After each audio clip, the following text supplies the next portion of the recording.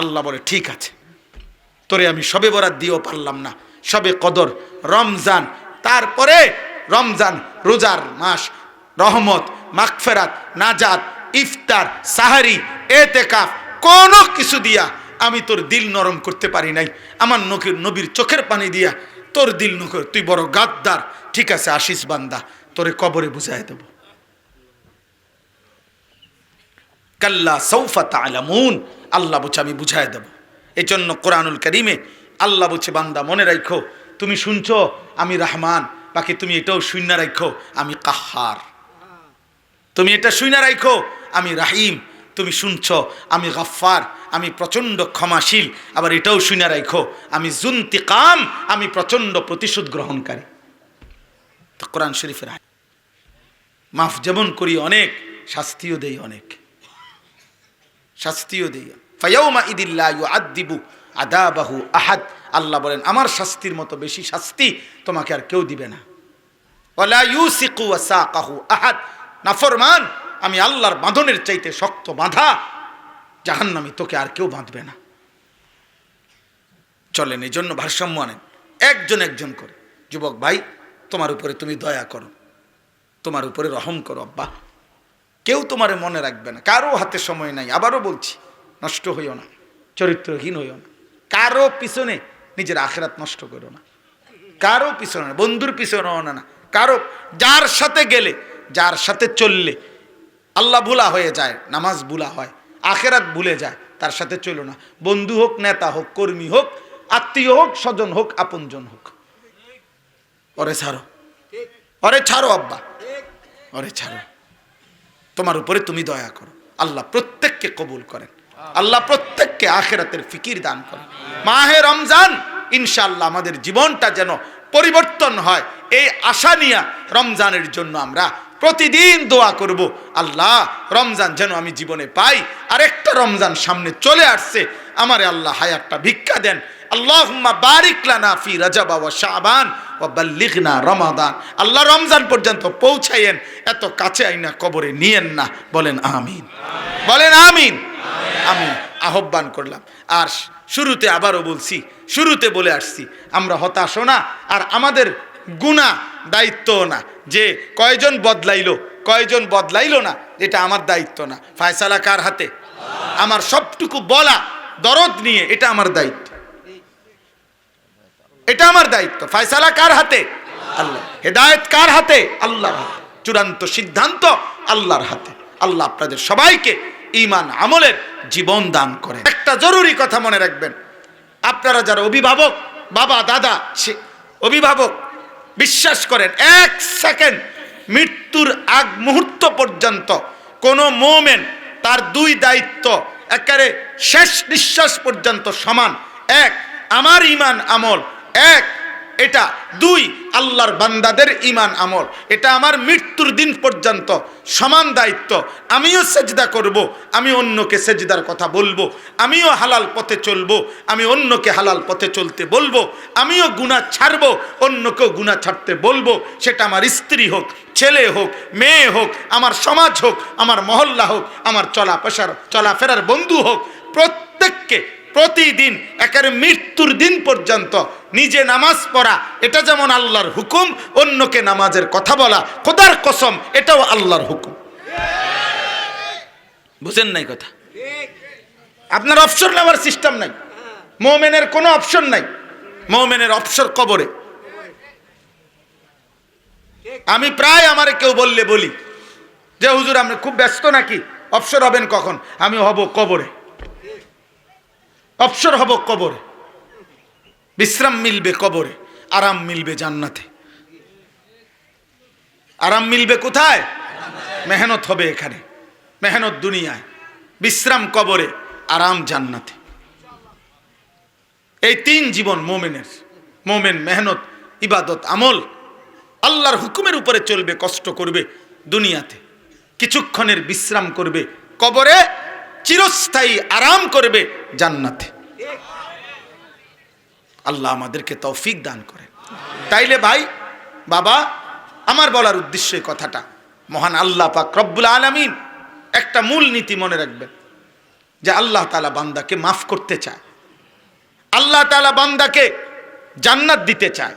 এটা হলো মূল কথা। আমি যদি একজনকে উনাকে বলি যে আপনি আমারে আসলে পরিষ্কার মেন কথাটা কোন, কথা ফেঁসাইয়েন না, ঘুরাইয়েন না, আসলে দিবেননি কোন, একটা কিছুর ব্যাপারে বললাম আর কি, কথা বুঝেন নাই, যে আপনি আমারে দিলে পরিষ্কার কোন, 2 দিন পরে দেন আর 6 দিন পরে দেন, দিবেন নিয়ে গে হেটা কোন, হুদা না দিলে বেহুদা ঘুরাইয়েন না।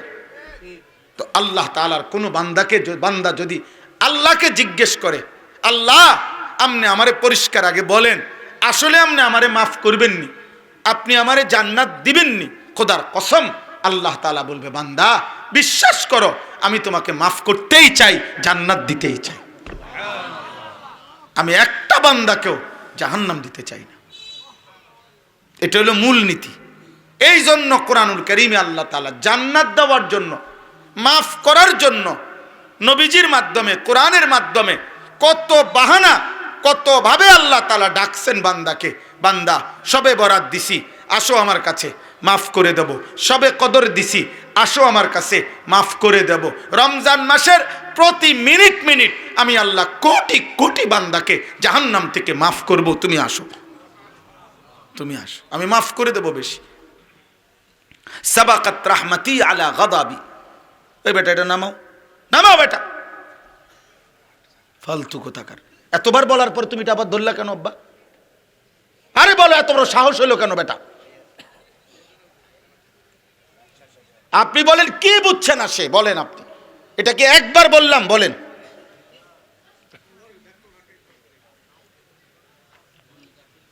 প্রচন্ড সাহসী তোমরা। মূল বিষয় হলো তোমাদের অনেক ছেলে আব্বা কোনোভাবেই তোমরা বুঝতেছ না, বুঝতেছ না। দীর্ঘদিনের গুনাহ, দীর্ঘদিনের অসভ্যতা তোমাদের শরীর এমন চাপছে যে মজবুত হয়ে গেছে, এই দিল আর কোনোভাবেই নড়ে না। মনে রাখো বাপ, আবারও বলি, কারো জন্য কেউ আটকায় না। আমি তো বললাম এই কথাটা। তুমি এই সমাজ, পৃথিবী এত স্বার্থপর, মনে রাখো, তুমি নষ্ট হইয়া নারী দেখতে দেখতে, অশ্লীল ছবি দেখতে দেখতে, নামাজ ছাড়া নাফরমানি করতে করতে যদি তুমি পচ্চা গল্লা গন্ধ ছুঁড়ো, স্বার্থপর এই দুনিয়ার কারো হাতে সময় নাই তোমারে টেনে ধরবে। মনে রাখো, এটাই বাস্তবতা, এটাই বাস্তবতা। এখন মানুষ খুব বেশি যান্ত্রিক, মানুষ মেশিন ছাড়া কিছু বোঝে না। মানুষ আধুনিকতার এক যুগ আমরা এখন আছি, যেখানে প্রত্যেকটা মানুষ আর কত দ্রুত, আর কত আধুনিক, আর কত উন্নত মেশিন আছে, আর কিতা আছে দেখো, আর কিতা, আর কি আছে দেখো, আর কি আছে। দুনিয়া আরো ভোগ করব, আরো মজাদার, আরো লোভনীয়, আরো আকর্ষণীয়, আরো ডিজাইন করো, আরো ডিজাইন করো। আগে ওই পুরা বাড়ির 30 জন মানুষে পুকুরের কোনার মধ্যে এক বাথরুম দিয়া কোন রকম বেড়ার ঘর, টিনের ঘর দিয়ে সাইরা গেছে। এখন রুম 6টা, বাথরুমও 6টা। বুঝেন নাই? স্বার্থপর এই দুনিয়া, খুব বেশি মানুষের যান্ত্রিকতা, আধুনিকতা, দুনিয়ার ভোগ বিলাসিতা মানুষের প্রচন্ড বেড়ে যাওয়ার কারণে কারো হাতে সময় নাই। বাপে এমন বাপ আছে, এবার আজকে 1 মাসে কোনোদিন কইতে পারতো না, আরে 1 বছরে বলতে পারতো না। ওনার ছেলেরে একবার বসে জিজ্ঞাইছে যে আব্বা তুই মুসলমান, আমি মুসলমান, নামাজ পড়বি কোন দিন? সময় নাই, এবার আর সময় নেই, সময় নাই, ব্যস্ত উনি। আহা, আপনার ছেলেটা প্রতিদিন দুপুরবেলা ভাত খাইয়া বাইর হয়, রাত 11টা 12টা 1টা বাজে ঘরে আসে। এই পুরাটা টাইম এই নারী দেখে, ছবি দেখে, উলঙ্গ দৃশ্য দেখে, অশ্লীল ছবি দেখে, কার সাথে চলে, কার সাথে খায়, বন্ধু বান্ধবদের সাথে কি বলে, কি আড্ডা দেয়, কি দেখে। আহা, মা জানেও না, বাবা জানেও না। এভাবে ছেড়ে দিলে কি আর সন্তান মানুষ হয়? ফেলে রাখলে তো স্বর্ণ মাটির উপরে ফেলে রাখলে, স্বর্ণ মাটির উপরে ফেলে রাখলে অনাদরে অবহেলায় স্বর্ণ মাটি হয়ে যায়, মাটি স্বর্ণ হয় না। স্বর্ণ এবং মাটি এখানে ফেলে রাখলে তো স্বর্ণ মাটি হবে, মাটি কি হবে না? লোহা যদি মাটির উপরে ফেলে রাখেন অনাদরে অবহেলায়, তো একদিন দেখবেন লোহা মাটি হয়ে গেছে, মাটি কি হয় নাই? লোহা হয় নাই।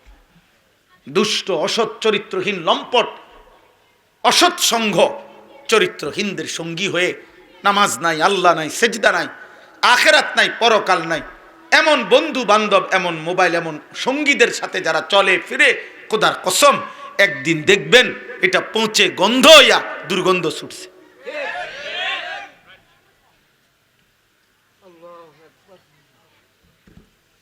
আল্লাহ আমাদেরকে মাফ করে দেন। আমি প্রথাগতভাবে বয়ান করি না, স্বাভাবিকভাবে, শুধুমাত্র আবারও বলছি, শুধু ওয়াজের জন্য আমি ওয়াজ করি না, এটা আমার আগের দিকে অভ্যাস। আমি আপনাকে ভাবাইতে চাই এতটুকু যে আপনার বিবেকে কোনো একজনের, আমি কোনো প্রার্থী না, আমার কোনো মার্কা নাই, কোনো মার্কার পক্ষে আমি প্রচারণাও করি না, আমি এটি বুঝিয়ে না, আসলেই বুঝি না।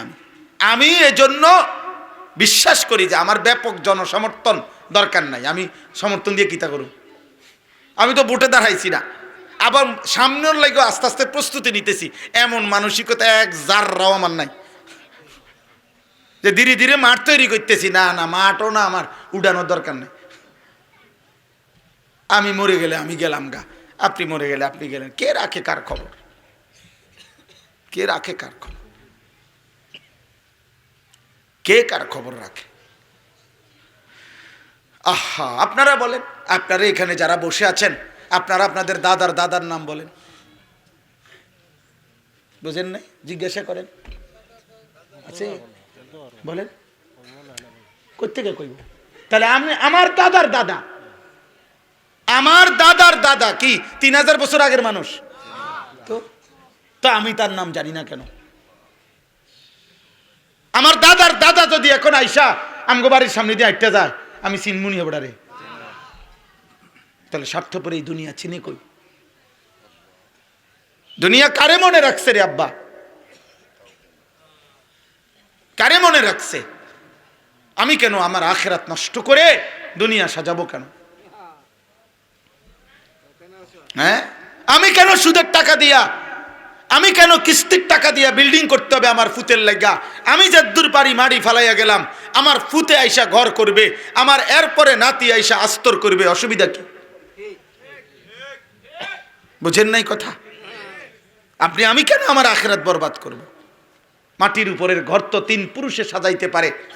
মাটির উপরের ঘর দাদা মাড়ি ফালাইয়া গেছে, ফুতে আইয়া ঘর করছে, এরপরে নাতি আইসা ফার্নিচার আস্তর কইরা বাড়িঘরটা সুন্দর করছে। 3 পুরুষ মিলে, দাদা, ছেলে, নাতি, 3 জনে মিলে হইতে পারে মাটির উপরের ঘর সাজাইছে।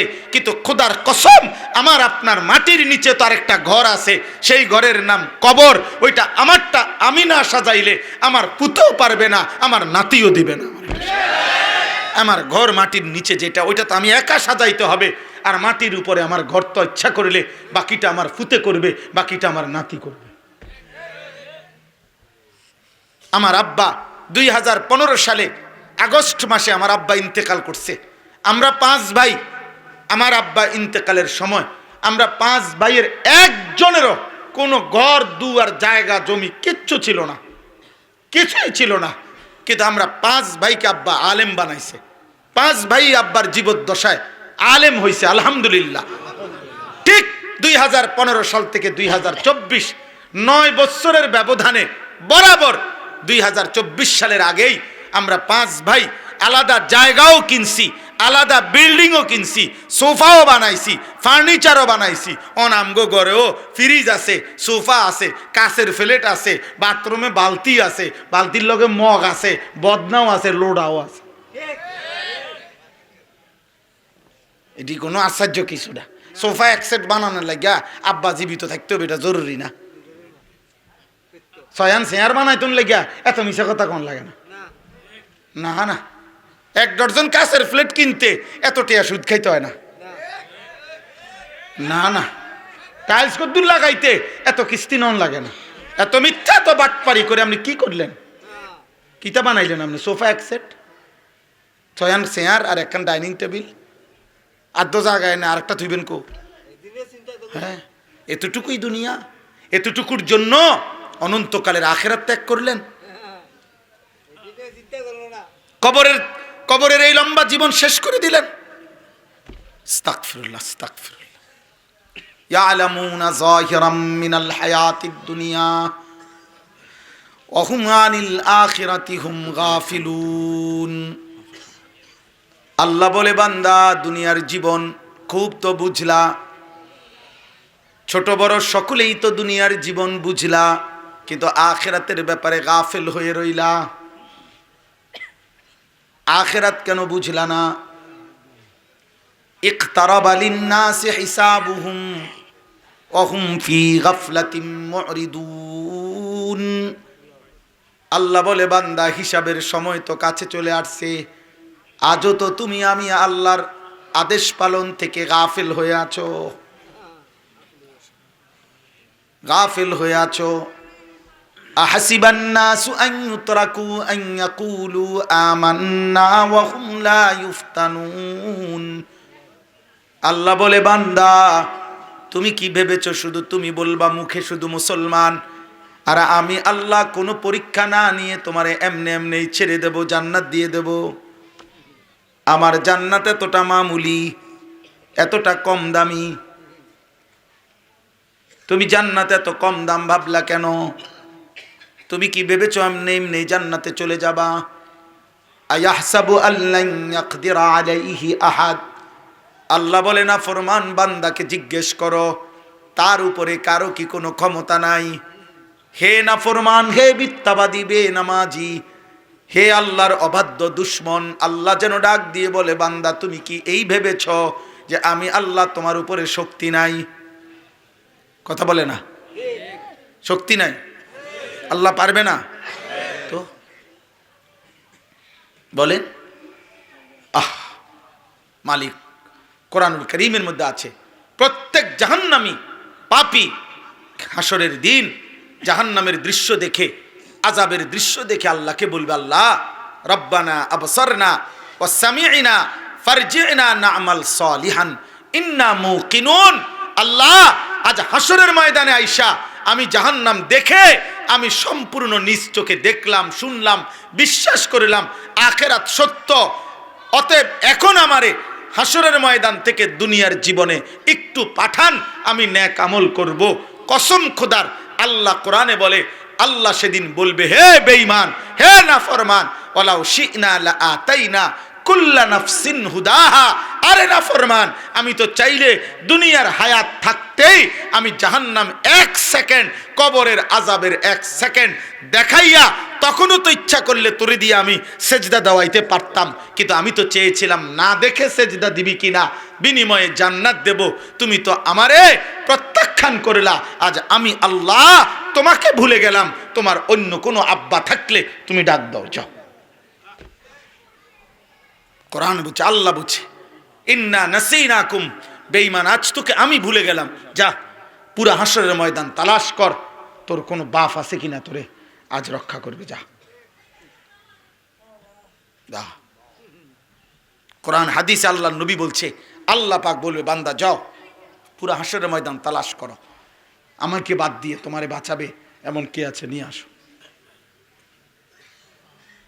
তাইলে আল্লাহ চাইলে কবরের আযাব এখন আমগরে দেখাইতে পারে না? আল্লাহ চাইলে জাহান্নামের দৃশ্য আমগরে 1 সেকেন্ড দেখাইতে পারে না? তো এই জন্য ভাইয়া আফসোস তো করতে হবে।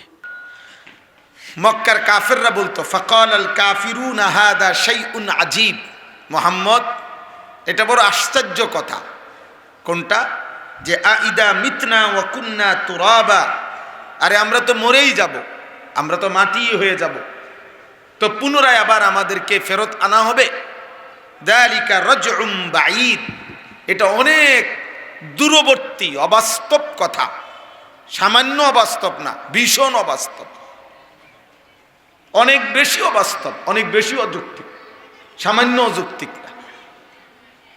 এই কোরআনুল কারীমের মধ্যে এরকম বহু জায়গায় আছে যে বেঈমানরা প্রতিনিয়ত আপত্তি উত্থাপন করত, আখিরাত, হাসরের মাঠ, পুনরুত্থান, কবর থেকে পুনরায় হাসরের মাথায় উঠানো, এটা অসম্ভব, অযৌক্তিক, অবাস্তব, এটা করতে পারবে না। আল্লাহ তাআলা বলেন কোরআনের অন্য জায়গায় যে হে নবী আমার, একটা জিনিস মনে রাখবেন, পৃথিবীর এই সমস্ত বেঈমান কাফের নাফরমান পাপী হাসরের ময়দানের ব্যাপারে যত আপত্তি উত্থাপন করতেছে, বাস্তব কথা হইল, ভিতরে ভিতরে মূল কথা হইল, ওরা সকলেই জানে আমি আল্লাহর পক্ষে সবই সম্ভব, আমি তো সর্বশক্তিমান। তারাই বলে ঈশ্বর সর্বশক্তিমান, সৃষ্টিকর্তা সর্বশক্তিমান, এটা তারাও বলে, সবাই বলে। তাইলে তারা যিনি সর্বশক্তিমান তার অর্থই তো হলো সব বিষয়ে যিনি পূর্ণ শক্তি রাখে, তো এইটাও তো তিনি পারবেন, এটা তারাও জানে, তারাও বুঝে। তো বলে, তো এগুলো বলে কেন যে মাটির সাথে মিশে যাব, হারিয়ে যাব, একাকার হয়ে যাবে, কোত্থেকে আমাদেরকে পুনরায় উঠাবে, কেমনে পাবে, এগুলো বলে কেন? আল্লাহ তাআলা বলেন, বাল হুম বিলিকাই রাব্বিহিম কাফিরুন। মূল বিষয় হলো কোনোভাবেই তারা হাসরের ময়দান, আমি আল্লাহর সাক্ষাৎ বিচারের মুখোমুখি হওয়া, এটা প্রত্যাশা করে না, এটা চায় না।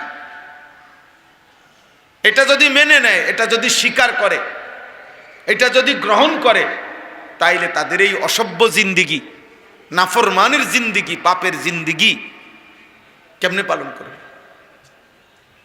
এরা এই নোংরামি, এই জিনা, ব্যভিচার, চুরি, ডাকাতি, মদ, জুয়া, নারী, অশ্লীলতা, খুন খারাপি, কুফর, শিরিক কেমনে করবে? তাহলে কেমনে করে? যদি একথা মানে হ্যাঁ বিচার হবে, তো বিচার হইলে তো আপনি যেহেতু মানেন, তো আপনিই তো প্রথম সংশোধন হওয়া দরকার। হাসরের মাঠ হবে, একথা আমি মানি, একথা বলা মানেই তো হইল, তাহলে আপনি যেহেতু মানেন, তা আপনি সংশোধন হওয়া দরকার না? আপনি গুনাহ ছেড়ে দেওয়া দরকার না? পাপ ছেড়ে দেওয়া দরকার না? এ কারণে আল্লাহ তাআলা বলছে, যতুক বেঈমান কাফের মুশরিক আপনার আখিরাতকে অবিশ্বাস করে, মূলত আখিরাতকে অবিশ্বাস করে, আমি আল্লাহর ওই ক্ষমতা নাই এটা বলে না, মূলত এটা মুখে বলে, কিন্তু বাস্তব কথা হলো ওইটা মানতে চায় না। কারণ আমি আল্লাহর মুখোমুখি হলেই, এটা মেনে নিলেই তাকে বিচারের মুখোমুখি হইতে হবে, আর তখন তাকে তার গুনার জিন্দিগি, নাফরমানির জিন্দিগি ছেড়ে দিতে হবে। এই কারণে কোনোভাবে এটা মানতে চায় না। আজকের পৃথিবীতেও মনে করেন, একেবারে বাংলাদেশ বলেন আর যেই দেশেই বলেন, সারা পৃথিবীর কাছে এই কথা স্পষ্ট, ইসলামের যাবতীয় বিধিবিধান যৌক্তিক, ইনসাফপূর্ণ, ইসলামের যাবতীয় বিধান একটি সমাজ, মুখে মানুষ, ব্যক্তি বিশেষ যেই যায়, একটি সমাজ যেরকম পুত পবিত্র, উন্নত, সুন্দর, অন্যায়, অশ্লীলতা, বেহায়াপনা মুক্ত, নিরাপদ একটি সমাজ যারাই চায়, তার জন্য একমাত্র চূড়ান্ত, পরীক্ষিত, শ্রেষ্ঠ, নিরাপদ মাধ্যম ইসলামের অনুশাসন। এইটা একেবারে ইয়াকিনের সাথে প্রত্যেকটা মানুষই জানে, ইমানদারও জানে, কাফেরও এটা জানে, পৃথিবীর তাবৎ ইহুদি খ্রিস্টানরাও জানে, নাস্তিক মুরতাদরাও জানে, আল্লাহ দ্রোহীরাও জানে, সব পাপীরাও জানে, সব বুদ্ধিজীবীরাও জানে, সব পণ্ডিতরাও জানে, সবাই জানে এটা। কিন্তু মূল বক্তব্য হইল, কোনোভাবেই ইসলাম, ইসলামী অনুশাসন, ইসলামের হুকুম আহকাম, ইসলামের বিধিবিধান, ইসলামী শরিয়া, কোরআন সুন্নাহর অনুশাসন, এটা কোনোভাবেই বাস্তবায়ন হতে দিবে না। কারণ ওরা জানে এটা মেনে নিলেই, এটা বললেই তাদের অসভ্যতার যুগ যুগ ধরে চলমান এই দুনিয়া জীবন এটা বন্ধ হয়ে যাবে। এটাই বাস্তবতা, এটাই বাস্তবতা। আপনি গন্তব্য জানেন, আপনি সজাগ, আপনারে আমি উঠামু কেমনে? আপনি ইচ্ছা করে চোখ বন্ধ করে রাখছেন, আমি চিৎকার দিলেও তো আপনার ঘুম ভাঙবে না, কারণ আপনি তো ঘুমে না, আপনি তো সজাগ। সজাগ মানুষের উঠাইব কি? সে তো ইচ্ছা করে চোখ বন্ধ করে রাখছে। মূল বিষয়টা তো এইটা, যার কারণে আপনারাও দেখছেন, শুনতেছেন, চতুর্দিকে একটি নির্বাচনকে সামনে রেখে সবার বক্তব্যের মূল টেনশন, বিভিন্ন জনের কাছে বিভিন্ন জনের জিজ্ঞাসা কেবল একটাই, ইসলামী শাসন কায়েম করবেন কিনা, ইসলামী শরিয়া কায়েম করবেন কিনা, মাথা ব্যথা শুধু এটা নিয়ে। এইটাও যদি বলেন যে না এখানে এগুলো নিয়ে টেনশন করুন লাগতো না, হ্যাঁ তাহলে আগান। শুধু শুধু এটা কইতে পারতেন না, এটার থেকে যদি ঘুরতেন পারেন, অন্য কিছু কইয়া জোড়াতালি দিতেন পারেন, তাহলে সমস্যা নাই, সমস্যা না। সমস্যা শুধু একটাই, আল্লাহর বিধান, রাসূলুল্লাহ সাল্লাল্লাহু আলাইহি সাল্লামের বিধান, এটা শতভাগ মানবেন, এ কথা বলতে পারতেন না। এজন্য পৃথিবীর এটা একটা চিরন্তন বাস্তবতা। কোন পাপী, কোন দুশ্মন, কোন দুনিয়ালুবী, কোন নাফরমান, আল্লাহর অবাধ্য শতভাগ ইসলামকে মেনে নিতে চায় না। কারণ মেনে নিতে চায় না। রাসূলুল্লাহ সাল্লাল্লাহু আলাইহি ওয়াসাল্লামের জামানায় সম্ভ্রান্ত নারী চুরি করছে, উচ্চ বংশীয় নারী, নবীজি সাল্লাল্লাহু আলাইহি সাল্লাম হাত কাটার বিধান দিছে। অনেক লোক দিয়া রাসূলুল্লাহ সাল্লাল্লাহু আলাইহি সাল্লামের কাছে সুপারিশ করছে, বিশেষ করে নবীজির খুব প্রিয় আদরের উসামা ইবনে যায়েদ রাদিয়াল্লাহু তাআলা আনহুকে দিয়েও সুপারিশ করাইছে যে উচ্চ বংশীয় সম্ভ্রান্ত নারী চুরির এই অপরাধ, তার ব্যাপারে মার্জনা করা যায় কিনা। তখন আল্লাহর নবী সাল্লাল্লাহু আলাইহি ওয়াসাল্লাম স্পষ্ট ভাষায় বলছিলেন, ওয়াল্লাহি লাউ আন্না ফাতিমাতা বিনতে মুহাম্মদ সারাকাত লাকাতাতু ইয়াদাহা, আল্লাহর কসম, যদি মুহাম্মদের কন্যা ফাতেমা চুরি করে, আমি মুহাম্মদ নিজে তার হাত কাটব। তাহলে এই যে বিষয়টা, অথচ আইন, মনে রাখেন, যেই কোনো রাষ্ট্রের কিছু না কিছু আইন তো আছেই, আইন তো আছেই, কিন্তু ওরা বুঝে বাকি সব আইনে ফাঁক ফোকর আছে, কিন্তু আল্লাহর বিধান কোরআন সুন্নাহর আইনের মধ্যে কোনো ফাঁক ফোক নাই, সব স্পষ্ট, সব পরিষ্কার, সব পরিষ্কার। এই জন্য আপনি এই টেনশন করবেন কেন? ইসলামী শরিয়া, ইসলামী আইন, আরে ভাই অপরাধী ছাড়া কোন নিরপরাধ ব্যক্তির উপরে ইসলামের বিধান, শরীয়তের কোনো আইন কার্যকর করা হবে না। এটা নতুন করে বলার কি? ইসলামী শরীয়তের প্রত্যেকটা বিধানের শর্ত, শারায়েত, নিয়মাবলী, সকল সাক্ষ্য প্রমাণ সবকিছুই তো শতভাগ স্পষ্ট। আপনি এটা বিচার বিশ্লেষণ করে না, আপনি এটা বাইর করতে পারেন যে এই আইনটা গ্রহণ করলে এটার মধ্যে এই ফাঁক ঠাইকা যায়, এই দুর্বলতা, আইনের এই দুর্বলতাটা থেকে যায়, এমন তো নাই, এমন তো কিচ্ছু নাই।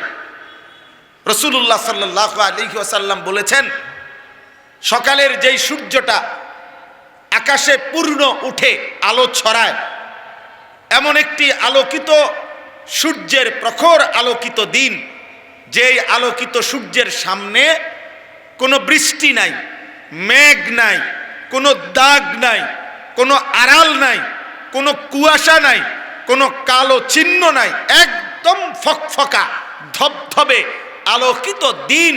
এরকম একটি দিন যেমন আমি রাসূল 23 বছরে তোমাদেরকে ইসলাম নামে যে দিন দিলাম, সেটা এরকম দিনের উপরেই রেখে গেলাম, যেখানে কোনো দাগ নাই, স্পট নাই, সেখানে কোনো কালিমা নাই, যেখানে কোনো বিন্দু বিসর্গ, সন্দেহ, সংশয়, যার্রা পরিমাণ কোনো রকম কিছু নাই।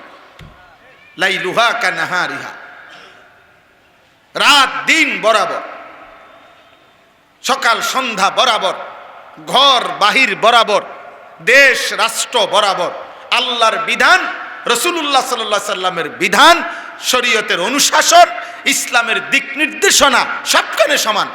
এক গ্লাস পানি খাবে কিভাবে, এই ব্যাপারে ইসলামের বক্তব্য স্পষ্ট। একটি রাষ্ট্র কিভাবে পরিচালনা করবে, এই ব্যাপারেও ইসলামের বক্তব্য স্পষ্ট। একটা জুতা কোন পায়ে পরিধান করবে, এইটা যেমন স্পষ্ট, একটি দেশ কেমনে চালাবে এটাও স্পষ্ট। সব আলোকিত, সব স্পষ্ট, সব ফকফকা। কিন্তু ওই যে মূল বিষয় হলো, মূল বিষয় তো হলো আমি মানতাম না, এটা তো আমার দিলের মধ্যে আগামী বসায় রাখছি, অতএব এবার এটা মানতাম না এ কথাও তো পরিষ্কার বলতে পারি না, অতএব এটার জন্য এবার যত নয় ছয় কথা বলতে হয়, যত যুগ চাহিদা, বর্তমান বিশ্ব প্রেক্ষাপট, আধুনিক বাস্তবতা ইত্যাদি ইত্যাদি, পারিপার্শ্বিকতা, বিভিন্ন প্রতিকূলতা ইত্যাদি যত সুন্দর শব্দ, শুদ্ধ শব্দই কোরআনের বিপরীতে, ইসলামের বিপরীতে, আল্লাহর বিধানের বিপরীতে আপনি পেশ করেন, সব ভুয়া, সব ভুয়া। যা সত্য তা কোরআন, যা কোরআন তা সত্য, যা সত্য তা রাসূলুল্লাহ সাল্লাল্লাহু আলাইহি সাল্লামের সুন্নাহ, যা রাসূলুল্লাহ সাল্লাল্লাহু আলাইহি সাল্লামের সুন্নাহ তাই সত্য, তাই যৌক্তিক, তাই ইনসাফপূর্ণ। একটা ছোট্ট উদাহরণ বলি। রাসূলুল্লাহ সাল্লাল্লাহু আলাইহি সাল্লামের একজন সাহাবীর নাম ছিল হযরত রিবঈ ইবনে আমের, রিবঈ ওনার নাম। তৎকালীন পৃথিবীতে সুপার পাওয়ার, সবচেয়ে বড় পরাশক্তি ছিল দুইটি সাম্রাজ্য। একটা হলো রোম সাম্রাজ্য, আজকের ইটালি, ইটালি শুধু না, মানে ওই অঞ্চলের বিশাল বড় সাম্রাজ্য ছিল রোম সাম্রাজ্য। আর আরেকটা হলো পারস্য সাম্রাজ্য, মানে আজকের ইরান এবং তার আশপাশের বিশাল বড় এরিয়াকে কেন্দ্র করে যেই সাম্রাজ্য ছিল।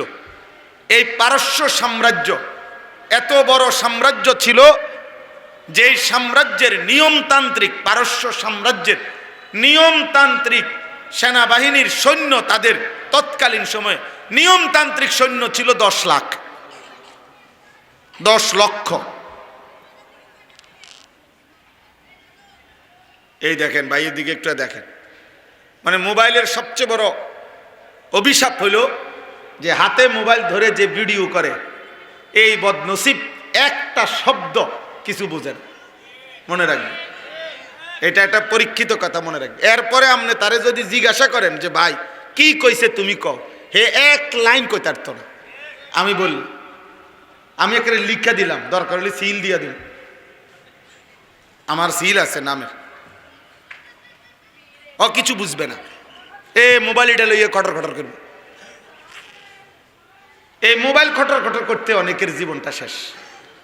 আহা, আফসুস, আফসুস।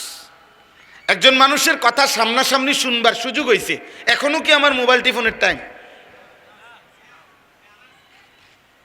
বলে না, আমাদের অনেকের মানসিকতা এটা। আরে তো ভাই আপনি সামনাসামনি আসলেন কেন? আপনি মোবাইলের থেকে যদি শুনতে হয় তো মোবাইলে তো ওয়াজ আছেই, এটা তো বাইক বইয়া ঠ্যাঙ্গালকি দিয়ে শুনুন যায়।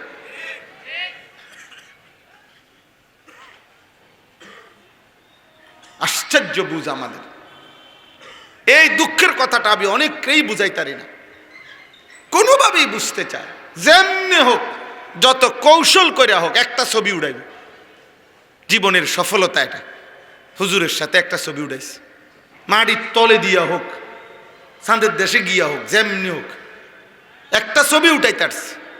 আমার দুনিয়া আখেরাত কবরের আযাব, আমার 14 গোষ্ঠীর বংশের আযাব মাপ।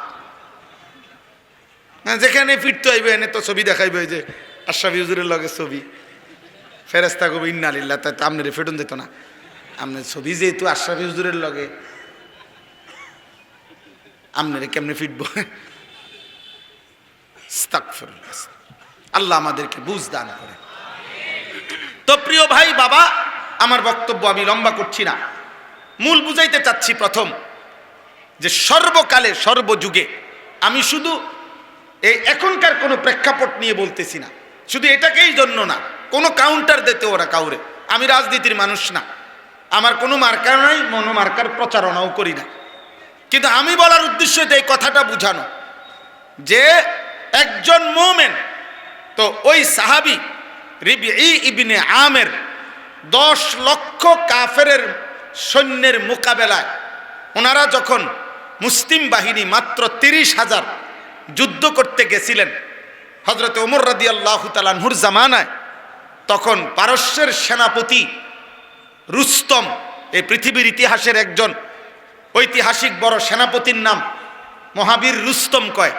এই রুস্তম বাস্তবিক পক্ষে ছিলেন। এই পারস্যের সেনাপতির নামই ছিল বড় রুস্তম।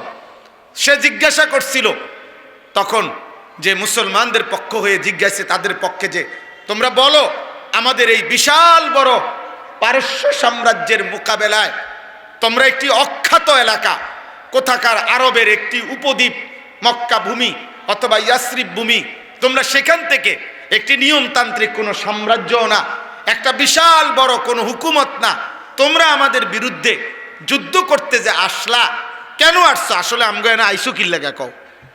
কারণ ওই আন্দাজ করছে যে 30,000 লোক নিয়া 10 লক্ষ সেনাবাহিনীর মোকাবেলায় যারা যুদ্ধ করছে, এগো আসলে মানসিক ভারসাম্য ঠিক আছে কিনা এটাও তো দেখার বিষয়। যুদ্ধ তো পরে, আগে আইসে কি লাগে কথাটা তো বোঝন দরকার। বুঝেন নাই কথাটা? এই জন্য রুস্তম জিজ্ঞেস করছে তোমরা এসেছো কেন আমাদের এই পারস্য সাম্রাজ্য? এই তখন ভাই পৃথিবীর ইতিহাসে সোনালী অক্ষরে এই কথাটা লেখা আছে। হযরত রিবঈ ইবনে আমের, ওই তিনি ছিলেন ওই যুদ্ধের সাহাবাদের মধ্যে সবচেয়ে খাটো, চেহারায় তিনি ছিলেন খাটো সাহাবী। ওনার তরবারি কিতাবে আছে, ওনার তরবারি যেটা ওনার কোমরে ছিল এটা ওনার চাইতে লম্বা, তরবারির সাইজ ওনার চাইতে লম্বা ছিল। উনি খাটো, নাহিফাল জিস, শরীরটা একদম কৃষ্ণ, মানে দুর্বল আর হ্যাংলা পাতলা, দেখতে বোঝা যাইতেছে এমনি বড়া বাতাসের লগে উড়ে যাবে এরকম ব্যক্তি। এই তিনি সেনাপতি আগায় দিছে, তুমি উত্তর দাও, যাও তুমি বলো মহাবীর রুস্তমের সামনে আমরা মুসলমান কেন আসছি। তিনি তখন বলছেন ইন্নাল্লাহা ইবতাআসানা বিল হক, একটি সত্য সঠিক দিন নিয়ে মহান আল্লাহ আমাদেরকে পাঠিয়েছেন। এক, কেন পাঠাইছেন, কেন আসছি? লিনুখরিজা মান শাআ মিন ইবাদাতিল ইবাদ ইলা ইবাদাতি রাব্বিল ইবাদ। বলছে তিনটা উদ্দেশ্যে আসছি রুস্তম, আমরা তোমাদের রাজত্বে। এক নম্বরে আমরা এসেছি যে আল্লাহর ইচ্ছায়, আল্লাহর ফয়সালায়, আল্লাহর দয়ায় এই মানুষগুলোর মধ্যে যারা এখানে তোমাদের অঞ্চলে আছে মানুষের গোলামি করছে, মানুষের গোলামি থেকে এক সৃষ্টিকর্তা রবের গোলামির দিকে ফিরিয়ে আনার জন্য। দুই, অমিন দাইকিল দুনিয়া ইলা সাআতিদ দুনিয়া ওয়াল আখিরাহ, দুনিয়ার এই সংকীর্ণ জিন্দেগির সংকীর্ণতা থেকে টেনে দুনিয়া এবং আখিরাতের সুপ্রশস্ত রাস্তা, জান্নাতের রাস্তার দিকে নিয়ে আসতে। জাওরিল আদিয়ান ইলা আদিলিল ইসলাম, পৃথিবীর সমস্ত ধর্ম মতবাদের জুলুম, অন্যায়, অবিচার থেকে মুক্ত করে ইসলামের মহান ন্যায় ইনসাফের দিকে টেনে আনতে। এই কথা তিনি বলছেন। এরপরে তিনি জিজ্ঞেস করছে রুস্তম যুদ্ধের সেনাপতিকে, বলছে যুদ্ধের সেনাপতি খালিদ ইবনুল ওয়ালিদ। বলছে তো তারে ডাকো। তো সেনাপতিকে জিজ্ঞেস করছে এই সৈন্যগুলো তো বুঝলাম সৈন্য, তুমি একজন সেনাপতি, স্বাভাবিকভাবে স্বাভাবিক সেনাপতি তো বিচক্ষণ থাকে, তোমার কোন আকলে তুমি উত্তর দাও মাত্র 30,000 লোক নিয়ে 10 লক্ষ সৈন্যবাহিনীর মোকাবেলায় যুদ্ধ করতে আসছো, তুমি একজন সেনাপতি কোন বিবেকে আসছো সেটা কও।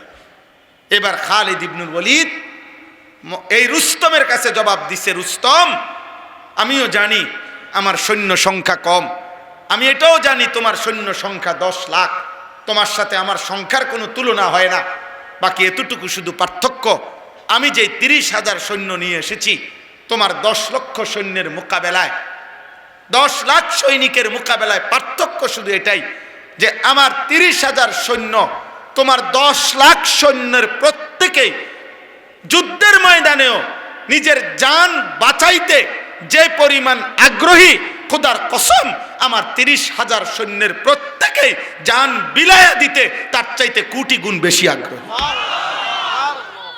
এটাই শুধু পার্থক্য। আমি এই পার্থক্যের শক্তি নিয়ে তোমার লগে আইছি যুদ্ধ। তোমার 10 লাখ সৈন্য বাঁচতে চায়, আমার 30,000 সৈন্য প্রত্যেকেই শাহাদাত বরণ করতে চায়।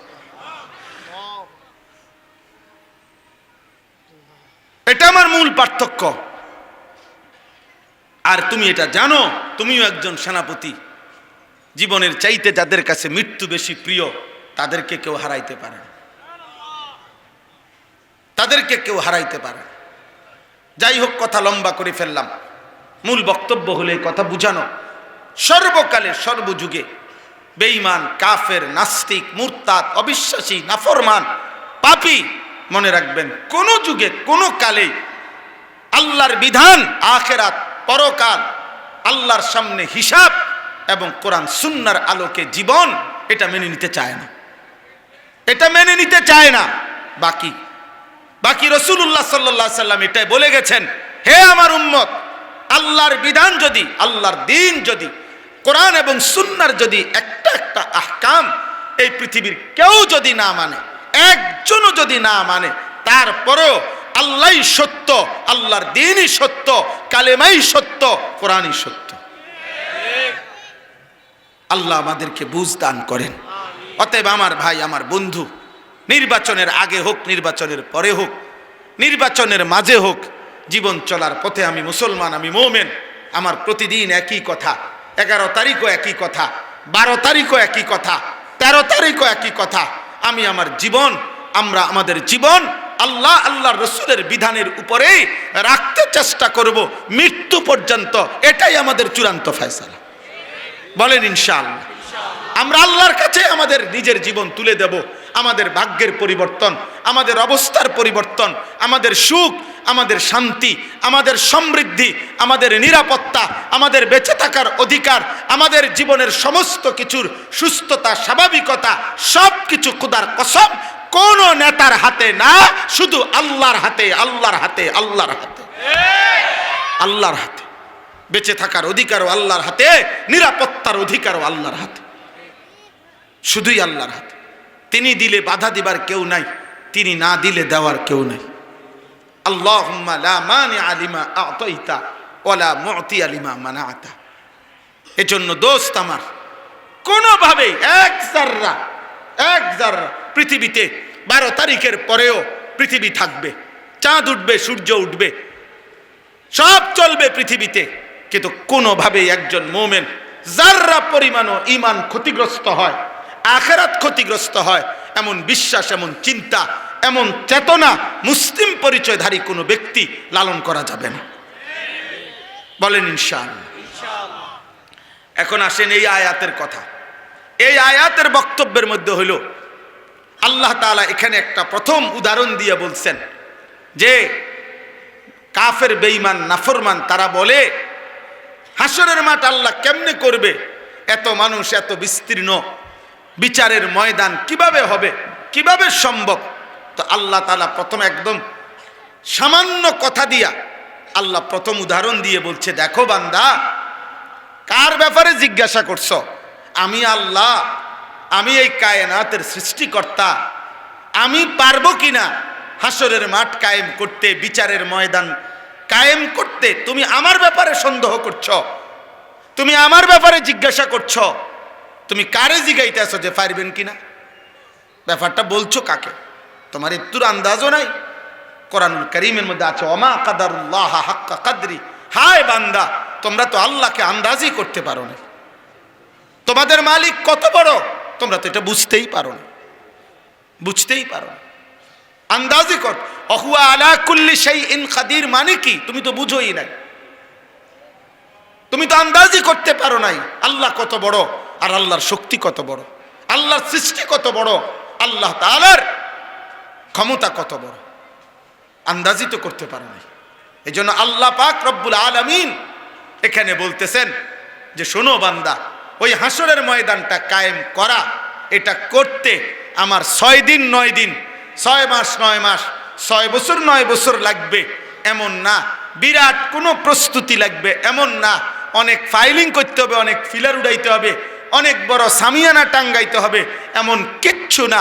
আর এই দুনিয়ার উপরে, এই সৃষ্টির উপরে হাসরের মাঠ কায়েম করার জন্য প্রস্তুতি নিতে আমি আল্লাহর সময়ের প্রয়োজন শুধুমাত্র আমার ইসরাফিলের সিঙ্গার একটা ধ্বনি, একটা ফু, একটা ফু।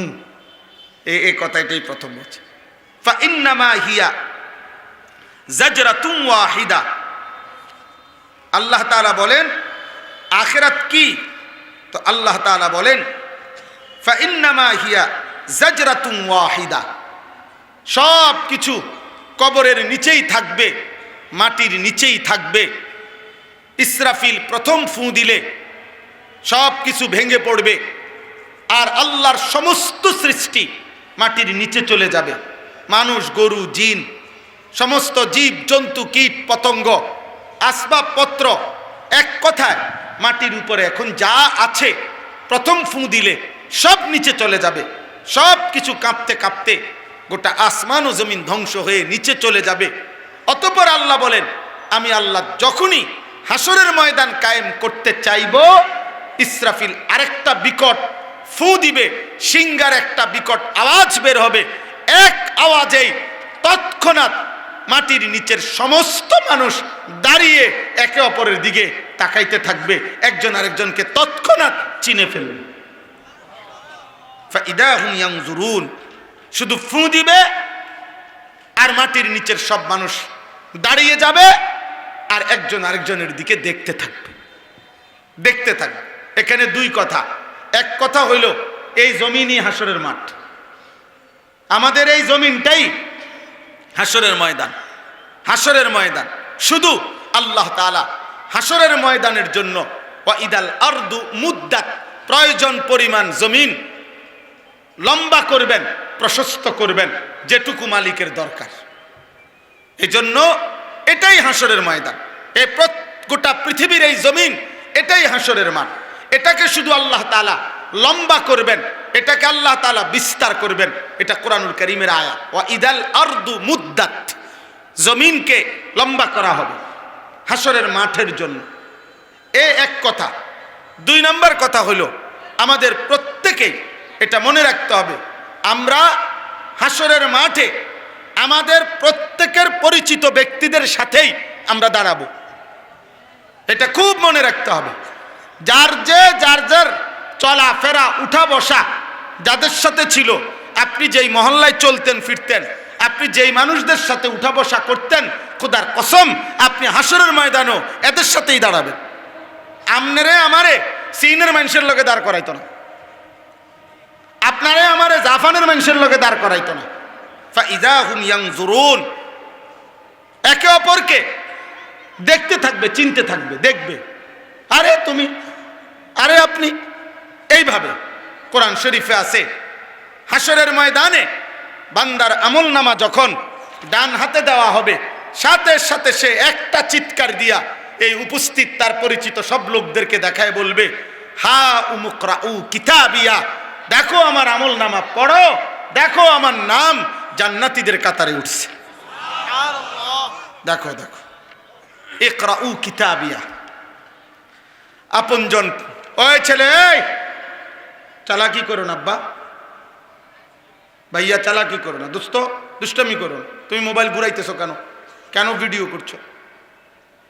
আবার হেদিকে সাহেব মনে হচ্ছে বুঝছি না। আমি তো বুঝছি ভাই, এটা আমার সাংঘাতিক বদ অভ্যাস, আমারই বদ অভ্যাস। ধরেন আমি নিষেধ করার পরে যে মোবাইল উঠায়, আমি যেন অটোমেটিক আল্লাহর কুদরতে এটা দেখি। অন্য অনেক কিছু দেখি না, কিন্তু এটা দেখি আমি। আমার কথা হলো মনোযোগ চাই, মনোযোগ হলে বরকত হয়। একদিনে কেউ বদলাবে না, কথা বোঝেন নাই আপনি। কিন্তু কলিজায় ঢুকলে, দিলের আগ্রহ থাকলে, মালিকের দয়া হইলে মালিক হাজার খুনের আসামিকেও আল্লাহর ওলি বানায় দিতে পারে। আল্লাহ চাইলে অন্ধকারের মধ্যে, আল্লাহ তো ওয়াদা দিছে। আল্লাহ কেমন ওয়াদা দিছে? একটা কথা শুধু শুনে, কুল ইয়া ইবাদিয়াল্লাযীনা আসরাফু আলা আনফুসিহিম লা তাকনাতু মির রাহমাতিল্লাহ। আরে দোস্ত, আল্লাহকে শুধু এতটুকু চিনেন যে আল্লাহ যেন বলছে, বান্দা মনে করো তোমার 40 বছর, তো 40 বছরে যত ঘন্টা, যত মিনিট, যত সেকেন্ড, যত মুহূর্ত, প্রতি মুহূর্ত গুণে তোমার গুনাহ ওই পরিমাণ। মানে 1 সেকেন্ড, 1 ঘন্টা, 1 মিনিট, 1 মুহূর্ত তোমার কোনো নেকি নাই।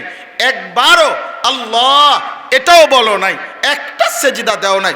40 বছর পরিমাণ সমপরিমাণ গুনাহ, মানে পায়খানার টাঙ্কির ভিতরে একদম ডুবা, তুমি গুনার মধ্যে তুমি একদম ডুবা, চারিদিকে তাকাইয়া আপাদ মস্তক তোমার এক বিন্দু কোনো নেকি নাই।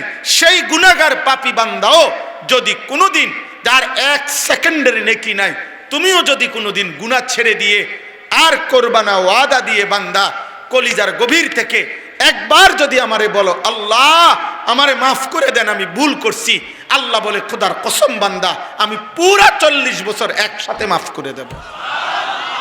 একসাথে মাফ, একসাথে 90 বছর একসাথে মাফ। আমি এমন মালিক, গাফারতু লাকা ওয়ালা উবালি, আমি কোনো পরোয়া করব না, আমি মাফ করে দেব। যা যা বান্দা মাফ, তুই আমার বান্দা। এজন্য একটা মূল নীতি তাফসীরের মধ্যে আছে যে হে আল্লাহর বান্দা, তোমাকে কলিজা দিয়ে এটা মনে রাখতে হবে, তোমার আল্লাহ তোমারে জান্নাত দিতে চায়, তোমার আল্লাহ মূলত তোমারে মাফ করতে চায়। আপনি যদি বলেন কাউকে মহব্বত কইরা, ভাই আপনি আমারে আসল কথাটা কোন, আসলে আপনি আমারে দিবেননি, হুদা ঘুরাইয়েন না, কথা বোঝেন নাই? আমরা অনেক সময় কই না ভাই এত 900 কথা বাদ দেন, আপনি ক্লিয়ার কথাটা, আসলে বৃত্তের কথাটা কোন, আপনি আমারে দিবেননি, এটা হুদা কামে কীর্তেন ঘুরাইতেন আছেন। তা আল্লাহকে যদি বান্দা বলে মাওলা আমি এত কথা বুঝি না, মাওলা আপনি আমার আগে পরিষ্কার মেন কথাটা কোন, আপনি আমারে মাফ করবেননি, আল্লাহর কসম আল্লাহ বলবে বান্দা আমি আল্লাহ তোকে জবান দিলাম, ওয়াদা দিলাম, আমার দিলের কথা এটাই, আমি আল্লাহ তোকে মাফ করতে চাই, জান্নাত দিতে চাই।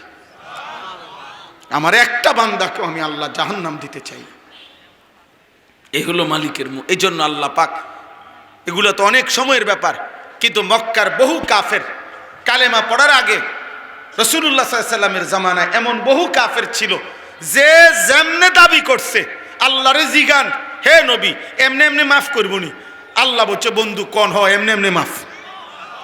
বলছে আমি আমি আমি 70 বছর এত গুনাহ করছি তার কোনো হিসাব নাই, এত চুরি করছি তার কোনো হিসাব নাই, এত খুন করছি তার কোনো হিসাব নাই, এত জিনা করছি তার কোনো হিসাব নাই, আপনি আল্লাহরে বলেন সব এক লগে মাফ করবেনি।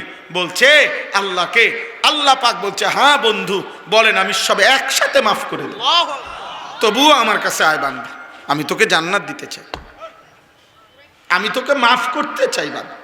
হায় বন্ধু, হায় নওজোয়ান, এমন মালিক ছেড়ে দিলাম। কোথাকার কোন ফাসেক ফুজ্জার, মোবাইল, নারী, ছবি, অশ্লীল দৃশ্য, হায় চুল চেহারা বেঈমানের মতো, লেবাস পোশাক বেঈমানের মতো, আচরণ চিন্তা কল্পনা হৃদয়ের স্বপ্ন আকাঙ্ক্ষা সব বেঈমান মুশরিকদের অনুসরণ। অথচ খোদার কসম ওই বেঈমান তোমারে চেনেও না, বেঈমান তোমার খবরও রাখে না, বেঈমান তুমি কোনোদিন বিপদগ্রস্ত হইলে একবারের জন্য তোমার দিকে ফিরেও তাকাবে না। যে তোমার জন্য কেঁদেছিলেন তিনি 23 বছরে মদিনার রসুল, তোমার বন্ধু তোমার জন্য কেঁদেছেন। আজও তোমার জন্য প্রতিদিন, আপনাদের জন্য প্রতিদিন যারা কাঁদে দোয়া করে, তো তারা হচ্ছে রাত্র গভীরে তাহাজ্জুদ নামাজ পড়ে, আল্লাহর যেসব প্রিয় বান্দা তারা রাতের গভীরে অন্ধকারে তারা চোখের পানি ফেলে ফেলে বলে আল্লাহ আমার জাতিকে মাফ করে দেন, আমার দেশবাসীকে মাফ করে দেন, আমার জনগণকে মাফ করে দেন। এখনো মসজিদের ইমাম প্রতিদিন 5 ওয়াক্ত নামাজে 5 ওয়াক্ত মসজিদের ইমাম সব দোয়া করে, ফজরের পরে দোয়া করে, আসরের পরে দোয়া করে আল্লাহ আমার মুসল্লিগুলারে মাফ করে দেন, মহল্লাবাসীকে মাফ করে দেন। তাহলে দোস্ত যে তোমার কল্যাণ চায় তুমি তাকে আপন ভাবলা না? বলেন ভাই, একটা ছেলে বলো বাপ তোমরা যারা বেঈমান মুশরিকের জন্য চুল বানাইছো বেঈমান আর মুশরিকদের মতো, আমার আব্বা তুমি ইনসাফের সাথে বলো ওই তোমার জন্য একদিন ভাবছে কিনা? তোমরা যারা মোবাইলে নারী দেখো, উলঙ্গ ছবি দেখো, নর্তকী দেখো, জিনা ব্যভিচারের দৃশ্য দেখো, আমার আব্বা তুমি বলো বাপ ওই নর্তকী তোমার জন্য জীবনে কোনোদিন ভালো কিছু কল্পনা করছে কিনা? হয়তো তোমার চেনে না। আস্তে আস্তে আস্তে সাবধান, অন্যদের ডিস্টার্ব হবে একদম। তাইলে আমার ভাই তুমি বলো ইনসাফ করো, দয়া করো নিজের উপরে মিয়া, দয়া করো নিজের উপরে। নিজেরে শেষ করবা কেন ভাই? আরে গুনাহ তো তোমারে শেষ করে দিবে। গুনাহ নর্তকী, উলঙ্গ ছবি, নাটক, সিনেমা, সুদ, কিস্তি, হারাম, এই অবৈধ উপার্জন। আপনারা যারা অবৈধ রোজগার করেন, আপনারা যারা সুদ খান, আপনারা যারা কিস্তি নেন, আপনারা যারা লোন নেন, আপনারা যারা ওজনে কম দেন, আপনারা যারা দুর্নীতি করেন, আপনারা যারা চুরি করেন, আপনারা যারা ডাকাতি করেন, আপনারা যারা রাষ্ট্রের সম্পদ, মানুষের সম্পদ লুণ্ঠন করেন, এই হারামখোর, এই হারাম তোকে দুনিয়াও স্মৃতিতে রাখবে না, আখিরাতেও মালিক তোকে চিনবে না বেটা। কেউ না, কেউ না, ধোকা, ধোকা। আপনি 30 বছর পরে কবর থেকে আইয়া সাইয়া যাইয়েন, মানুষ আপনার চিনিনি। কোন সিটার বাটপার, কোন সুদখোর, ঘুষখোর, কোন হারামখোর, নাফরমান, আপনি 30 বছর পরে কবর থেকে আইয়া এন্ডে আটটা যাইয়েন, সাইয়েন আপনার চিনিনি কেউ। ধোকা দুনিয়া, ধোকা। গুনার উপরে বিবি বাচ্চারা চালাইয়া গেছেন, ধোকা খাইছেন। ওরা আপনারে মনে রাখতো না, ওরা আপনারে মনে রাখবে না। আল্লাহই সত্য, ইসলামই সত্য, আল্লাহর বিধানই সত্য। ওখানেই আমার কামিয়াবি, সেজদার মধ্যেই কামিয়াবি, আল্লাহর গোলামির মধ্যেই কামিয়াবি, হালালের মধ্যেই কামিয়াবি। এখানেই সফলতা, এখানেই কামিয়াবি। অতএব এটা সাফ বক্তব্য। একটা মুসলমান, এখানে অনেক নওজোয়ান প্রিয় ভাই, দোস্ত আমার, নষ্ট হইবা না, চরিত্রহীন হইও না বাপ। উলঙ্গ ছবি দেখো না, নর্তকী দেখো না, নারী দেখো না, মোবাইলের নারীর পিছনে এমন সুন্দর জীবন নষ্ট করো না আব্বা। টেলিভিশনের ওই নর্তকী ধোকা, ও তোমার জন্য হাসে না, ও টাকার জন্য হাসে। ফেসবুকের নর্তকী তোমার জন্য সাজে নাই, টাকার জন্য সাজছে। রাস্তার বেহায়া নারী, বেপর্দা নারী তোমার জন্য একা সাজে নাই। ওই বেডি যা পাউডার লাগাইছে, বেডির কথা হইল বুড়া হোক, জোয়ান হোক, 80 বছরের বুড়া হোক, 16 বছরের ফুলাইন হোক, যেই হোক, সবার জন্য দেখাইলাম যে পারো চাও। নাহলে কি, নাহলে মহিলা লিখে রাখুক যে কমপক্ষে 30-এর উপরে ব্যক্তিদের জন্য দেখা নিষিদ্ধ, এমন, অথবা আইন করুক, কিও, তাইলে বুঝাই গেল বেহুদা। আমরা কিতাবে পড়ছি যে মহিলা বেপর্দা, যে মহিলা বেপর্দা, খোদার কসম, যে মহিলা বেপর্দা পর পুরুষের সামনে নিজেকে প্রদর্শন করে বেড়ায়, সে ইচ্ছে করে নিজেকে, নিজের দাম কমায়া ফেললো, নিজেকেই নিজে পুরুষের সামনে পেশ করলো। যার ভাল লাগে চাইতে থাকো, কিন্তু যে নারী ইমানদার, যে নারী চরিত্রবান, যে নারী পর্দানসীন, যে নারী ইজ্জতের কদর বোঝে, যে নারী সতীত্বের কদর বোঝে, যে নারী পর্দার কদর বোঝে, যে নারী নিজেকে আড়াল করে রাখে, তো হাজার পুরুষ তাকে খুঁজে তালাশ করে সুনির্দিষ্ট পদ্ধতিতে বিবাহের প্রস্তাব দিয়ে অভিভাবকদেরকে রাজি করাইয়া এরপরে তারে ঘরে নিতে হয়।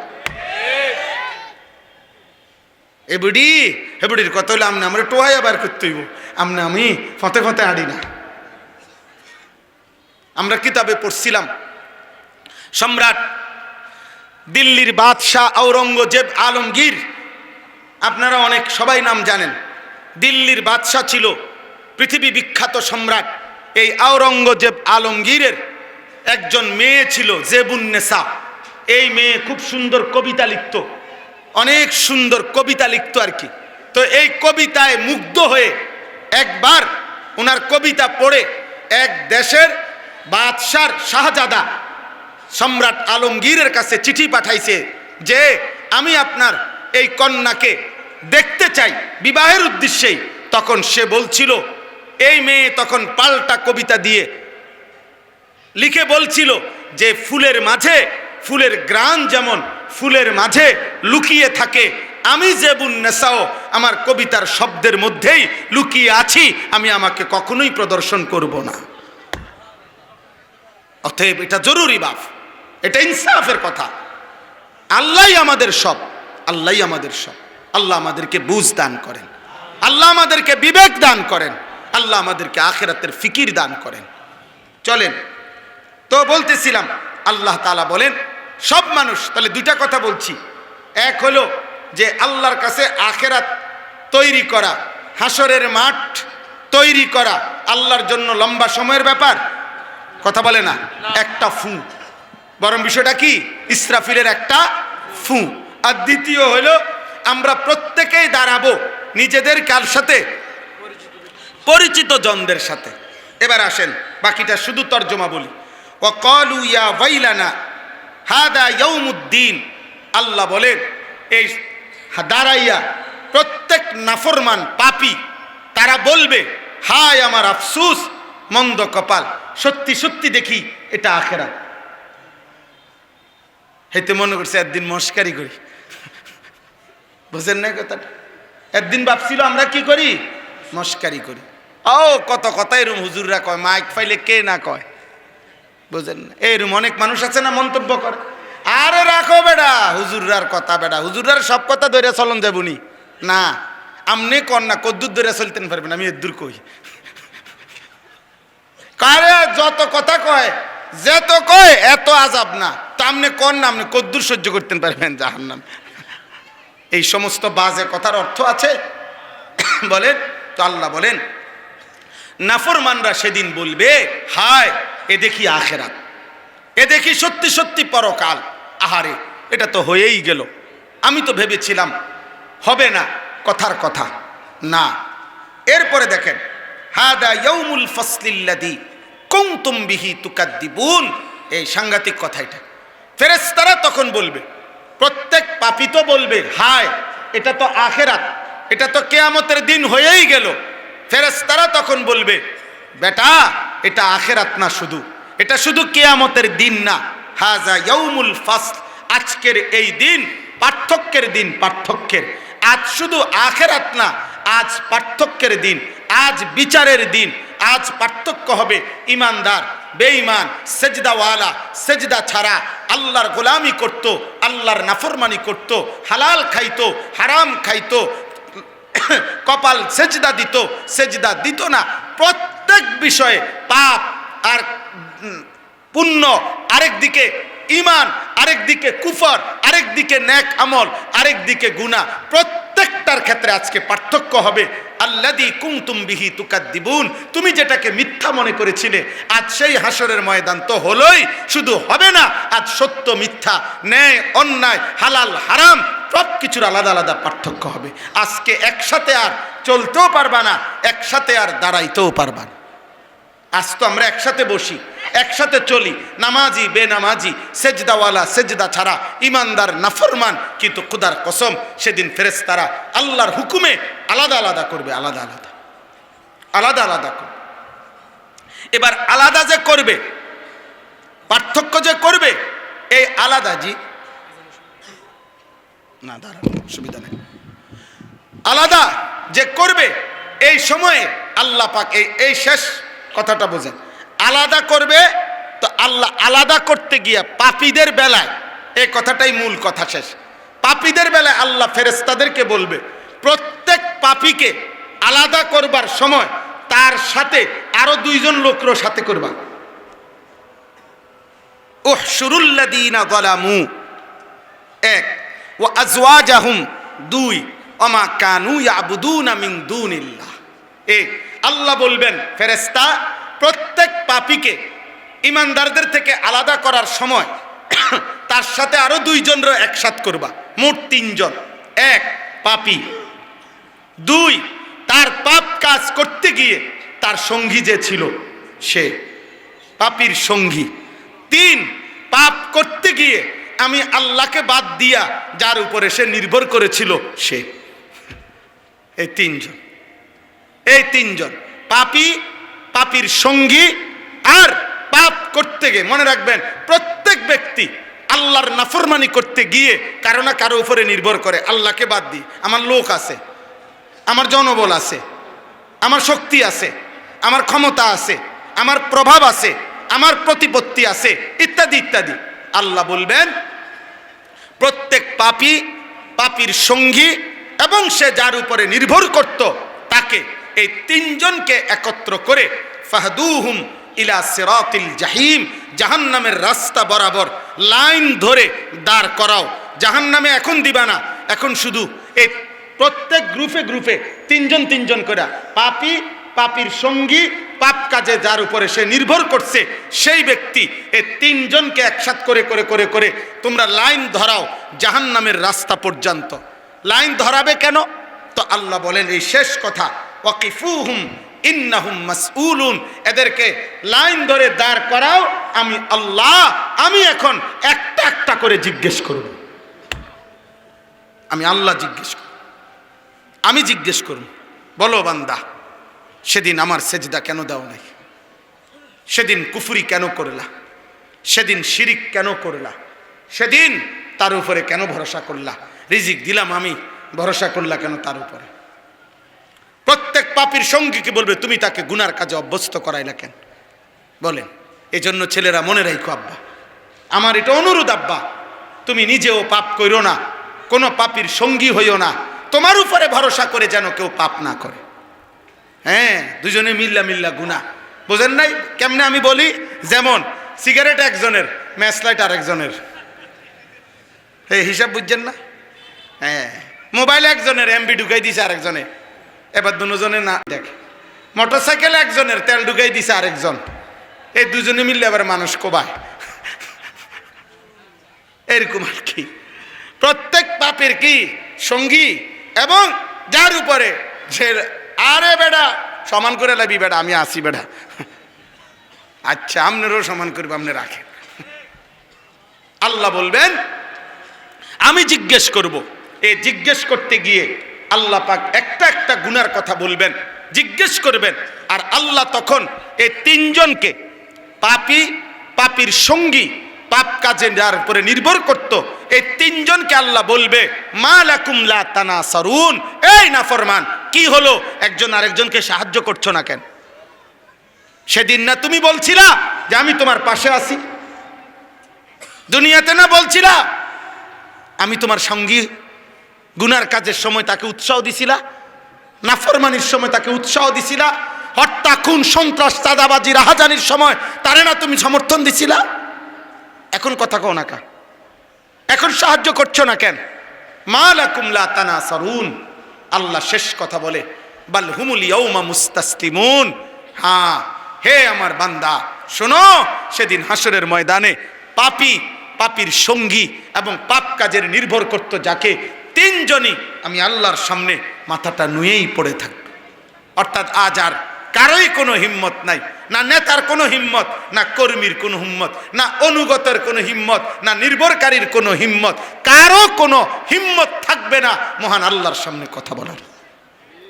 অতএব আমার শেষ ওসিয়ত এটা, আজকের এই মুবারক মাহফিলে এটা আমি আপনাদের এই মসজিদে জুমার নামাজ পড়াই আল্লাহর দয়ায়। তো অতএব আমি আপনাদেরই, আমরা আপনাদেরই, কাজেই সবার কাছে আমার বিনীত অনুরোধ, এই তিনটা কথা আপনি আমি মনে রাখবেন আমার এই বক্তব্য থেকে।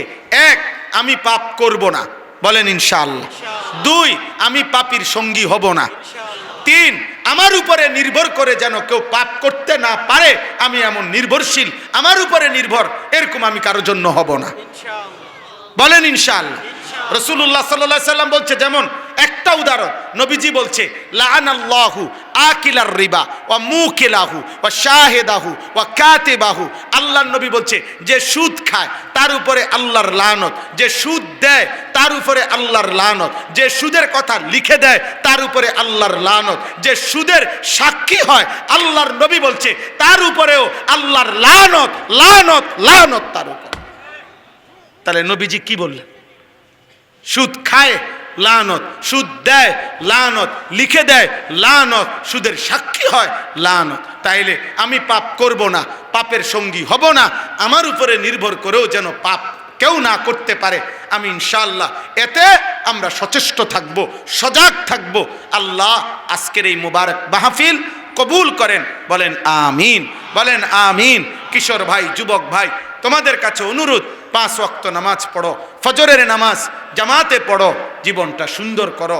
নারী, ছবি, অস্থির দৃশ্য, মোবাইলের আসক্তি, মদ, জুয়ার আড্ডা, এই জঘন্য জীবন থেকে ফিরে আসো আব্বা। রমজানকে টার্গেট করে নিজের জীবন পরিবর্তনের জন্য চেষ্টা করো। আল্লাহ তৌফিক দান করেন, কবুল করেন। জওয়ান, বুড়া, নারী, পুরুষ সকলকে আল্লাহ আমাকেও ঈমান আমলের এক পবিত্র জান্নাতি জিন্দেগি দান করেন, আমিন। এই মাদ্রাসা আল্লাহ তাআলা কবুল করেন, মাদ্রাসার জরুরত আল্লাহ পূরণ করে দেন, আল্লাহ তাআলা মাদ্রাসা মসজিদের বাকি কাজ আল্লাহ সহজ করে দেন, আমিন। ইব্রাহিম আলাইহিস সালামের বলার দ্বারা অনেক লোক কালিমা পড়ছে, কিন্তু ওনার আব্বা কালেমা পড়ে নাই। বোঝা গেল ফায়সালা কার হাতে? নূহ আলাইহিস সালামের বলার দ্বারা অনেক লোক কালিমা পড়ছে, কিন্তু ওনার ছেলে কেনান কালিমা পড়ে নাই।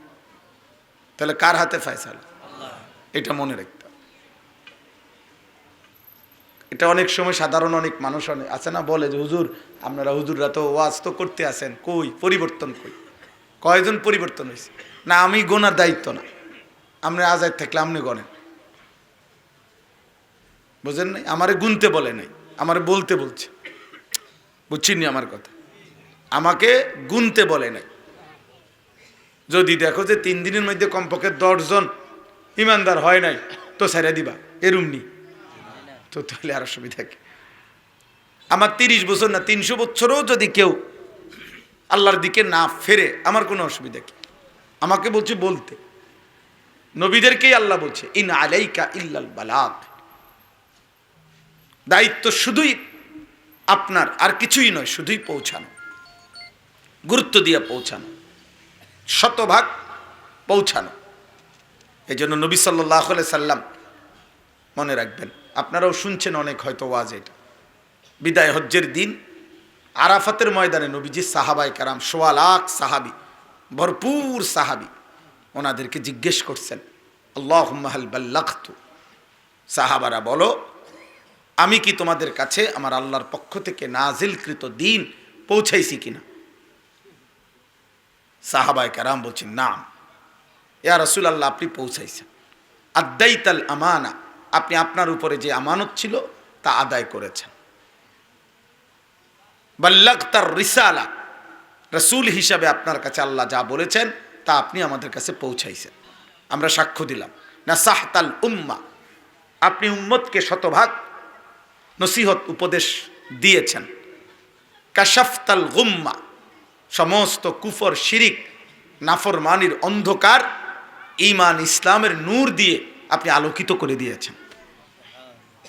অতএব আপনার জিম্মাদারি আপনি আদায় করছেন।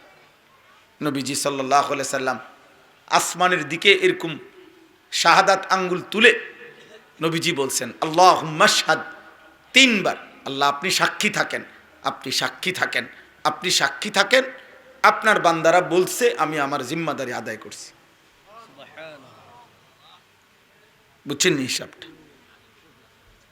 আল্লাহ তাআলা তখন ঘোষণা দিয়েছেন আল ইয়াউমা আকমালতু লাকুম দীনাকুম, হ্যাঁ বন্ধু, আমিও সত্যায়ন করলাম যে আমি আজকে আপনার মাধ্যমে কিয়ামত পর্যন্তের জন্য দ্বীনকে পরিপূর্ণ করে দিলাম। আর বিধান আসবে না, আর বিধান লাগবে না, আর কিছু লাগবে না, যা বলার সব বলে দিয়েছি, আপনার মাধ্যমে কমপ্লিট করে দিলাম। এজন্য রাসূলুল্লাহ সাল্লাল্লাহু আলাইহি সাল্লাম বলেন, একজন ব্যক্তি একটি বিল্ডিং বানাইছিল, বিল্ডিংয়ের সমস্ত কাজ কমপ্লিট, শুধু একটা ইট গাঁথার বাকি, একটা ইটের জায়গা খালি, ইল্লাল লাবিনা, একটা ইট শুধু বাকি। সবাই অপেক্ষা করছিল যে এত সুন্দর সব কিছু শেষ কমপ্লিট, এই ইটটা লাগাচ্ছে না কেন? নবীজি সাল্লাল্লাহু আলাইহি সাল্লাম বলেন আনাল লাবিনা, আমি আসলাম পৃথিবীতে, আমি মুহাম্মদী হলাম সেই শেষ ইট, এই ইটটা আল্লাহ লাগাইলেন, ঈমান ইসলামের বিল্ডিং ভবন কিয়ামত পর্যন্তের জন্য কমপ্লিট হয়ে গেল। আনা খাতামুন নবিয়্যিন, আমি শেষ নবী, আমার পরে আর কিছুই লাগবে না নতুন, এরপরে শুধু অনুসরণ, এরপরে শুধু কি অনুসরণ করা, খালাস। অতএব আমরা ঘাবড়াই না কোনো সময়, কারো মহব্বতেও ঘাবড়াই না, কারো বেয়াদবিতেও ঘাবড়াই না। আমরা এটা বিশ্বাস করি, বুঝি এটা পৃথিবীতে ইস্তাফিরের ফুঁড় দিনও ইমানদার নাফরমান থাকবে, অনুগত অবাধ্য থাকবে, আলো অন্ধকার থাকবে, এরই নাম দুনিয়া। এখানে ইমানদারও থাকবে, এখানে বাটপার সিটারও থাকবে, এখানে কষ্ট করে হালাল উপার্জন করে এই মানুষও থাকবে, এখানে সুদখোর কিস্তিখোর নাফরমানও থাকবে। এখানে সেজদাওয়ালা মোমেনও থাকবে, এখানে 365 দিন কোনো দিন আল্লাহকে একটা সেজদা দেয় নাই, কোনো দিন ফজরের নামাজ পড়ে নাই, এমন নিকৃষ্ট নাফরমানও থাকবে। এই নিয়েই পৃথিবী চলবে, এভাবেই আলো উঠবে, এভাবেই রোদ আসবে, এভাবেই সূর্য উঠবে, এভাবেই চাঁদ উঠবে, এমনি হবে। এরই মাঝে একদিন ইসরাফিল ফু দিবে। এরই মাঝে এই অবস্থা নিয়েই অনুগত কিংবা অবাধ্য সকলকেই ধীরে ধীরে কবরে চলে যেতে হবে। কেউ সেজদা দিতে দিতে আব্দুল কাদের জিলানী রহমতুল্লাহ, আব্দুল কাদের জিলানীও হয়, তাকেও মরে যেতে হবে। নাফরমানি করতে করতে যদি ফেরাউন নমরুদ হয়, তবুও কি যেতে হবে? মরে যেতে হবে। খালাস। এই জন্য দোস্ত, তোমার হাসিও শেষ হাসি না, মনে করো আমার কান্নাও শেষ কান্না না, তোমার যৌবনও শেষ যৌবন না। তোমার মতো বৃদ্ধ যারা এই সমাজে আছে, তুমি যদি প্রত্যেককে জিজ্ঞেস করো, তারাও বলবে এমন একটা যৌবন আমিও পার করে আসছি, পার করে আসছি। অতএব এটা সহজ কথা। অনেক ছেলে আছো তোমরা 24 ঘন্টায় দিনের পর দিন, বছরের পর বছর কিছুই বোঝো না, কি করো, কি খাও, কেমনে হাঁটো, কেমনে নাচো, কেমনে গাও, নিজের মতো খাইতেছো, ঘুমাইতেছো, ফুর্তি করছো। নারী, ছবি, নাচ, গান, মোবাইল, চুল, চেহারা বেঈমানের মতো, মুশরিকের। হ্যাঁ, কোনো পূব নাই, পশ্চিম নাই, উত্তর নাই, দক্ষিণ। কি চালাক উনি মনে করতেছে উনি বুদ্ধিমান। আপনার মতো ব্যাককল, যার নিজস্ব আত্মমর্যাদা নাই, তার চাইতে নিকৃষ্ট কোনো মানুষ হয় না, যে নিজে জানে না যে আমি কে। আমি পাঞ্জাবি পরবো কেন, আমি শার্ট গাও দেবো না কেন, আমি দাড়ি রাখবো কেন, দাড়ি রাখবো না কেন, আমি চুল এরকম রাখবো কেন, রাখবো না কেন, আমি হাসবো কেন, কাঁদবো কেন, আমার একটা হিসাব থাকতে হবে, হিসাব থাকতে হবে। আপনি বুঝি বলার লগে লগে আমি পানিও খামু, ফেসাবো খামু, বুঝি ব্যাক করলাম। আপনি বললে বুঝি আমি জিডা দেন এটা খাই এলাম, আমি মদও খামু, মধুও খামু, এটা বুঝি কথা। আমার একটা হিসাব থাকবে না, কথা বোঝেন নাই?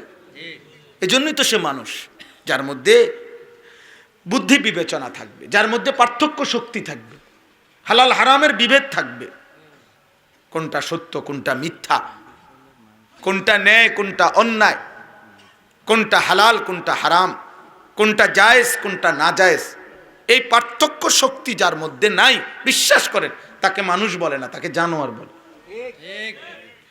জানোয়ারের কোনো হালাল হারাম নাই, পশুর কোনো হালাল হারাম নাই, ওর কোনো পাক না ফাক নাই, ওর পেশাব পানি বরাবর, বিরিয়ানি পায়খানা বরাবর। হ্যাঁ, এই জন্য সবার এটা বোঝা উচিত, আমিও আপনিও। আপনি কষ্ট করে পয়সা কামাই করে এটা এই টাকাটাও নেন, আবার সুদের টাকাও নেন, তাহলে আপনি হালাল হারামের পার্থক্য হলো কই? বলেন না কেন? মাকেও দেখেন, বোনকেও দেখেন। যুবক ভাই, তুমি আবার মোবাইলে উলঙ্গ নারীও দেখো, তো তোমার মধ্যে হালাল হারামের পার্থক্য হলো কই? আপনি আপনার স্ত্রীকেও দেখেন, টেলিভিশনে আবার নাটক সিনেমার নর্তকীও দেখেন, তো হালাল হারামের পার্থক্য হলো কই? বলেন, আপনি মানুষ কিভাবে? মানুষ কিভাবে বলেন?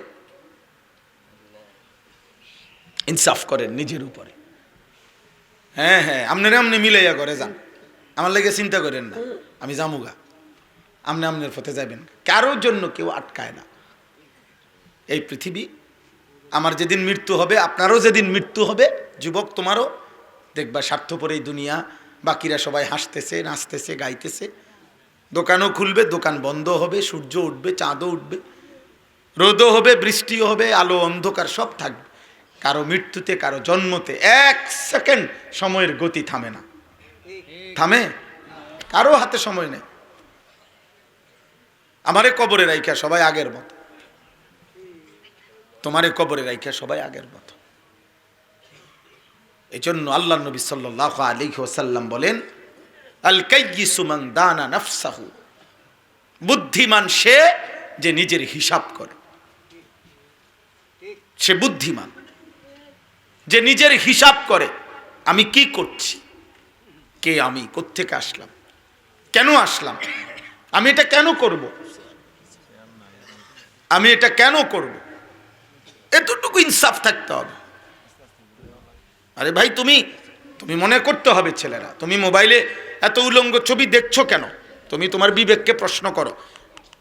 দিবানিশি যারা নারী দেখেন, ছবি দেখেন, নাটক সিনেমায় নর্তকী দেখেন, কেন দেখতেছেন? আপনার দেখার পরে যা মন চাইতেছে, আপনি অশ্লীল ছবি দেখলে, বেহায়া নারীকে দেখলে যেটা মন চায়, ওটা কি হালাল? তো তাইলে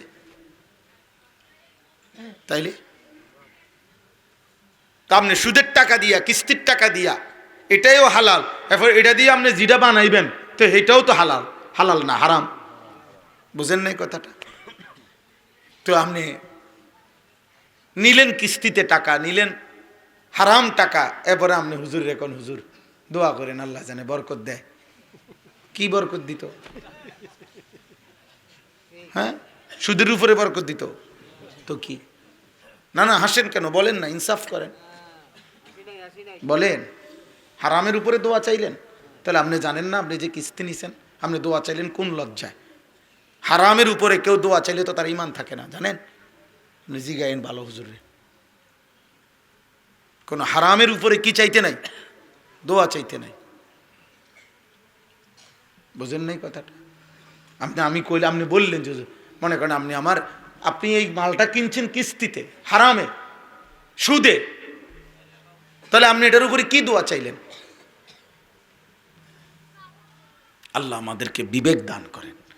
মুসলমান মনে রাখেন, ভুলে যাবেন না, চালাক মনে করেন না নিজে। জীবনের ভাগ্য, সুখ, শান্তি, সমৃদ্ধি, নিরাপত্তা, বেঁচে থাকা, সব কিছু আল্লাহর হাতে। আল্লাহর হাতে। 12 তারিখের হাতে না। কি 12 তারিখ না? 12 তারিখ, 13 তারিখ, 14 তারিখ, 9 তারিখ, 10 তারিখ, বরাবর বরাবর। 12 তারিখের সূর্য যিনি উঠাবে তিনি ওই আল্লাহ যিনি 11 তারিখ সূর্য উঠাবে। কারো হাতে মানুষের ভাগ্যের পরিবর্তন নাই। আর শাজিমের মালিক আল্লাহর হাতে ভাগ্যের পরিবর্তন, জীবনের পরিবর্তন। 11 তারিখের রাত আল্লাহ যদি ভোর না বানায়, 12 তারিখ পৃথিবীতে কোনোদিন আসবে না। 12 তারিখ যদি সূর্য না ডুবে, তো 13 তারিখ আসবে না। অতএব কোনোভাবেই দয়া করে আল্লাহকে ভোলা যাবে না, আখিরাতকে ভোলা যাবে না দোস্ত। আমি অনুরোধ করলাম, আমি শুধু একজন বক্তা, যে একজন বক্তারে দাওয়াত দিছে, কিছু লোক হইছে, হ্যাঁ, এতটুকু না ভাইয়া মাকসাদ। এটাই শুধু উদ্দেশ্য না, বছরের পর বছর একটা মাহফিল করি, এটাই না। বরং আমি আপনি প্রত্যেকে ফিকির করে আখিরাত কেমনি সুন্দর হবে। একটা মসজিদ কমিটির প্রথম দায়িত্ব কি? মসজিদ কমিটির প্রথম দায়িত্ব হলো মুসল্লি কিভাবে বাড়বে। আপনারা বছরের পর বছর, ওই দিন আমার একজন বলছে, কাইন্দা দিছে এক লোক, কয় হুজুর মসজিদের 3 তলার কাজ চলতেছে, কয় দেখেন চতুর্দিকে টাইলস আর টাইলস, ভিতর বাহির, বারান্দা, দরজা, জানালা সব অত্যাধুনিক, কিন্তু ফজরের নামাজে এত বড় মসজিদে 2 জন মুসল্লিও আসে। তাহলে এই 3 তলা পর্যন্ত মসজিদটা তো মহল্লা বাসিয়ে 10 টাকা, 1000 টাকা, লাখ টাকা জমাইয়া মসজিদটা করলেন। তো এই এত বড় মসজিদ যে করলেন, তো আপনারা একবার বসেন এবার, যে আপনাদের ফজরের মুসল্লি, 5 ওয়াক্তের মুসল্লি আপনাদেরই মহল্লায় কিভাবে বাড়ানো যায়, এইটার জন্য আপনারা উদ্যোগ নিয়ে মসজিদ করলেন, তো আপনারা উদ্যোগ নিয়ে মুসল্লি বাড়াবেন না? এটা আপনাদের দায়িত্ব না? তো মুসল্লি আইনা দিব কি সাঁদের দেশ থেকে? মুসল্লি কি নর্থ বেঙ্গলের মুসল্লি আনে নামাজ পড়বো? কেন নর্থ বেঙ্গল মসজিদ নাই? তো তাহলে কোন মহল্লার মসজিদ? মুসল্লিদের জন্য। কাদের জন্য মসজিদ বড় করলেন? কথা বলেন। আপনাদের এই কুসুমপুর মসজিদ আপনারা যে সুন্দর করলেন, বড় করলেন, এটার মধ্যে পার্বত্য চট্টগ্রামের মানুষ যাতে নামাজ পড়তে পারে এই জন্য? খুলনা বরিশালের মানুষের জন্য? কাদের জন্য করছেন? তো তাদেরকে বাড়াইবার ফিকির করলেন কই? আপনারা বলেন মিয়া, বলেন বাবা। আপনাদের একটি মসজিদকে কেন্দ্র করে প্রতিদিন মসজিদের মহল্লার আশপাশে এক একটা মসজিদে যদি মনে করেন 50 ঘর মানুষের যদি ঘর মসজিদ হয় এটা, তাহলে 50 ঘর ধরে নিলাম, তাহলে 50 ঘরে যদি 4 জন করে পুরুষ ঘুমায়, তাইলেও তো 200 জন মানুষ আছে। তাহলে 200 জন মানুষ ফজরের নামাজে কোথায়? তাহলে আপনারা কোনো কথা বলবেন না? কোনো বোঝাপড়া করবেন না, আফসুস করে শুধু সাদওয়ানে গপ মাইরা নমাজি নাই, ও শেষ নমাজি এবার দৌড় দিয়া গেলে নাকি বলেন না। কোনো উদ্যোগ নিতে হবে না। রাসূলুল্লাহ সাল্লাল্লাহু আলাইহি সাল্লাম যে 23 বছর আল্লাহর দ্বীন প্রচার করছেন, রাসূলুল্লাহ সাল্লাল্লাহু আলাইহি সাল্লাম সম্পূর্ণ তো ফুর মাধ্যমে, ঠিক না? ফুর মাধ্যমে বইয়ে বইয়ে গেল, ফু দিছে, কথা কয় না, ফুর মাধ্যমে। তো তাইলে তিনি মেহনত করে নাই? তিনি উম্মতের দুয়ারে দুয়ারে যায় নাই? আমরা কিতাবে পড়ছি রাসূলুল্লাহ সাল্লাল্লাহু আলাইহি ওয়াসাল্লাম শুধু আবু জেহেলের কাছে 4000 বার, আরবাতু আলাফ, 4000 বার কালিমার দাওয়াত দিছে। শুধু আবু জেহেলকে, আবু জেহেলের মতো বেঈমানকে 4000 বার কালেমা দাও। আপনি আপনার কলিজার টুকরা ছেলেটাকে কয় হাজার বার ফজরের নামাজের কথা বলছেন? আপনি বোঝেন না? সেজদা বিহীন, নামাজ বিহীন আপনার ছেলেটার গন্তব্য যে জাহান্নাম, আপনি এটা বোঝেন না? আপনি এর দূর আক্কল নাই আপনার? তাহলে বলেন, আমরা তো দুনিয়ার ব্যাপারে আফসোস করি, আরে কবরে যাওয়ার টাইম হয়ে গেছে, বয়স শেষ, জিফুত গুণের লাগিয়ে কদ্দুর গদ্দুর করে দিয়ে যাইতাম না, আরে কি রেখে যাবো। এই ব্যাপারে যদি আফসোস করতে পারেন, তাহলে আপনি কি একবার ওইটা বলেন না, আহারে আমার চোখের সামনে ছেলেটা এক ওয়াক্ত নামাজ পড়ে না, আমার মরার পরে কি করবে?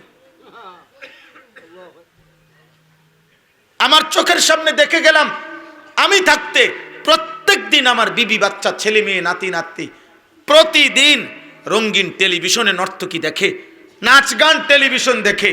আপনি কি একবারও ভাবেন না যে আহারে আমার মৃত্যুর পরে তারা কি করবে? বলেন।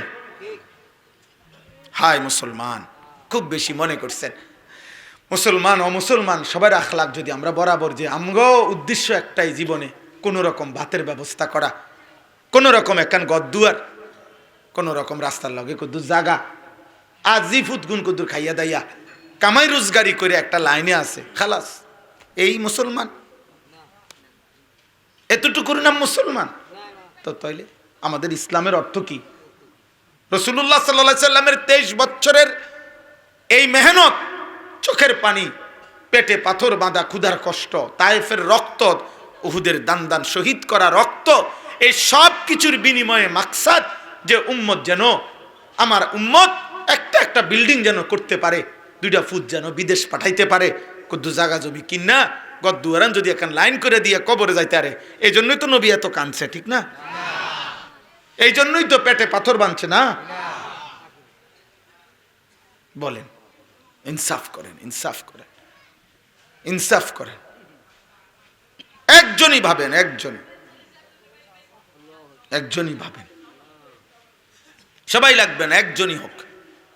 কারো একজনের কলিজার মধ্যে যদি বিবেক আসে, আল্লাহ তাআলা আমাদেরকে প্রতিনিয়ত, আল্লাহ তাআলা আমাদেরকে কতভাবে জাহান্নাম থেকে মুক্তি দিতে চায়, কতভাবে চায় আল্লাহ যে বান্দা তুমি এটা করো, ওইটা করো, এই রাত্রটা জাগো, গুনাহ মাফ করে দেব, এই দিনটা জাগো, গুনাহ মাফ করে দেব, তুমি জুমার নামাজের দিন আসো, আমি গুনাহ মাফ করে দেব, তুমি বৃহস্পতিবার দিবাগত রাতে আমার জন্য সেজদা দাও, আমি তোমারে মাফ করে দেব, তুমি লাইলাতুল বারাত, একটা রাত শবে বরাত তুমি আমার বন্দিগি করো, চোখের পানি ফেলো, আমি মাফ করে দেব, তুমি শবে কদরে আসো, আমি তোমারে মাফ করে দেব, তুমি রমজানের প্রত্যেক মিনিট মিনিট, সেকেন্ড সেকেন্ড আমার কাছে চোখের পানি ফেলো, আমি তোমারে মাফ করে দেব। মূলত আমি চাই বান্দা কোনো না কোনোভাবে তোমারে জান্নাত দিতে, কিন্তু তুমি এমন করছো কেন বান্দা?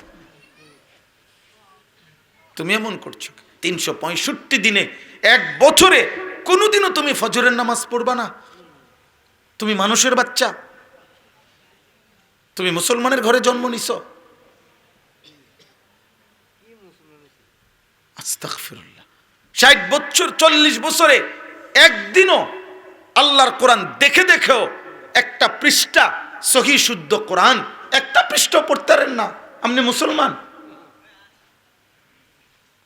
আপনি আখিরাতে যাবেন, আপনি নবীজির সামনে দাঁড়াইবেন, আপনি সুপারিশের কথা নবীকে বলবেন, আর তিনি আপনারে কিচ্ছু কইব না। হায় হায় নাফরমান, এমন বেকুব মনে করেন না, এত চালাক মনে করেন না, নিজেরে এত বোকা হইয়েন না,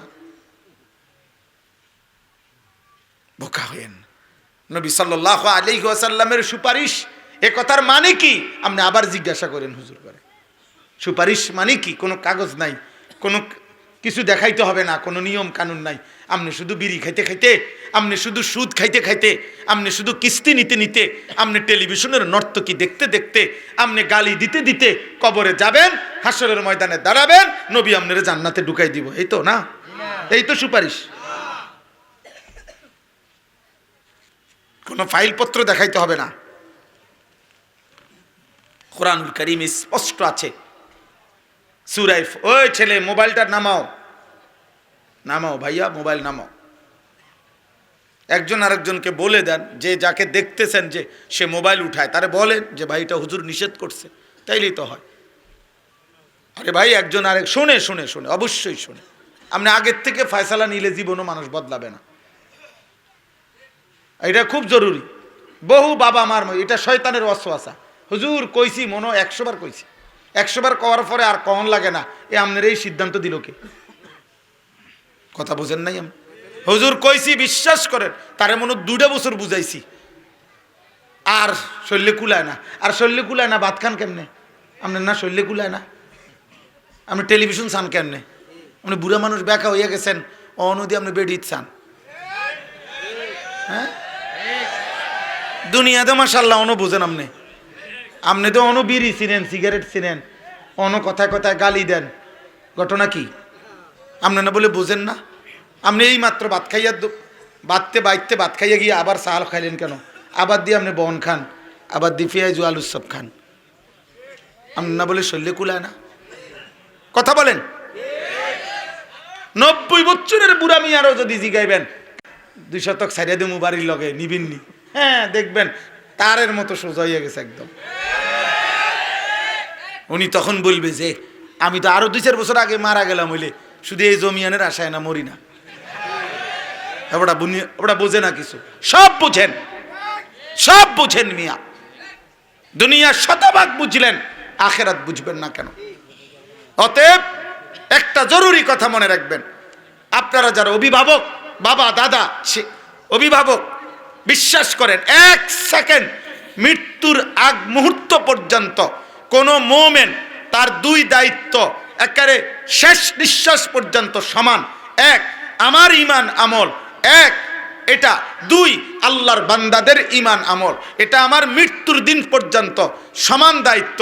আমিও সেজদা করব, আমি অন্যকে সেজদার কথা বলবো, আমিও হালাল পথে চলবো, আমি অন্যকে হালাল পথে চলতে বলবো, আমিও গুনাহ ছাড়বো, অন্যকেও গুনাহ ছাড়তে বলবো। সেটা আমার স্ত্রী হোক, ছেলে হোক, মেয়ে হোক, আমার সমাজ হোক, আমার মহল্লা হোক, আমার চলাফেরার বন্ধু হোক, প্রত্যেককে প্রতিদিন একেবারে মৃত্যুর দিন পর্যন্ত নিজে নামাজ পড়া, এটা যেমন আল্লাহর হুকুম, অন্যকে নামাজের কথা বলা, খোদার কসম, এটাও আল্লাহর হুকুম। বুঝেন নাই কথা? আপনার অপশন নেওয়ার সিস্টেম নাই, মুমিনের কোনো অপশন নাই। মুমিনের অপশন কবরে। আমি প্রায় আমারে কেউ বললে বলি যে হুজুর আপনি খুব ব্যস্ত নাকি, অবসর হবেন কখন? আমি হব কবরে, অবসর হব কবরে, বিশ্রাম মিলবে কবরে, আরাম মিলবে জান্নাতে। আরাম মিলবে কোথায়? মেহনত হবে এখানে, মেহনত দুনিয়ায়, বিশ্রাম কবরে, আরাম জান্নাতে। এই 3 জীবন মুমিনের। মুমিন মেহনত, ইবাদত, আমল, আল্লাহর হুকুমের উপরে চলবে, কষ্ট করবে দুনিয়াতে, কিছুক্ষণের বিশ্রাম করবে কবরে, চিরস্থায়ী আরাম করবে জান্নাতে। আল্লাহ আমাদেরকে তৌফিক দান করেন। তাইলে ভাই বাবা, আমার বলার উদ্দেশ্য এই কথাটা, মহান আল্লাহ পাক রব্বুল আলামিন একটা মূল নীতি মনে রাখবেন, যে আল্লাহ তাআলা বান্দাকে মাফ করতে চায়, আল্লাহ তাআলা বান্দাকে জান্নাত দিতে চায়। এটা হলো মূল কথা। আমি যদি একজনকে ওনাকে বলি যে আপনি আমারে আসলে পরিষ্কার মেন কথাটা কন, কথা ফেঁসাইয়েন না, ঘুরাইয়েন না, আসলে দিবেননি কন, একটা কিছুর ব্যাপারে বললাম আর কি, কথা বুঝেন নাই? যে আপনি আমারে দিলে পরিষ্কার কন, 2 দিন পরে দেন আর 6 দিন পরে দেন, দিবেন নি আগে হেইটা কোন, হুদা না দিলে বেহুদা ঘুরাইয়েন না।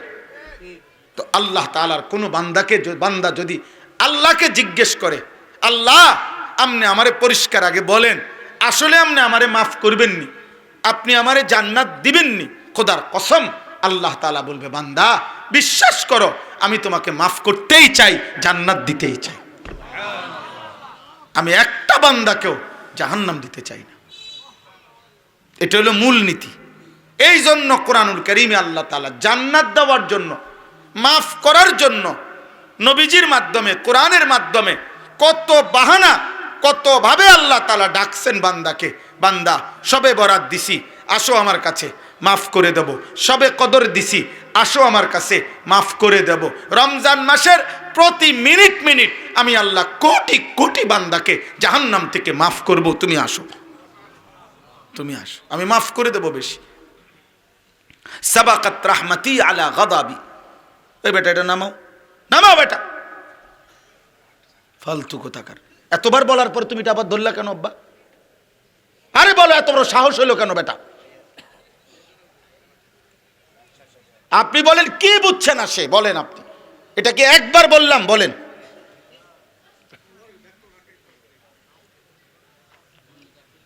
প্রচন্ড সাহসী তোমরা।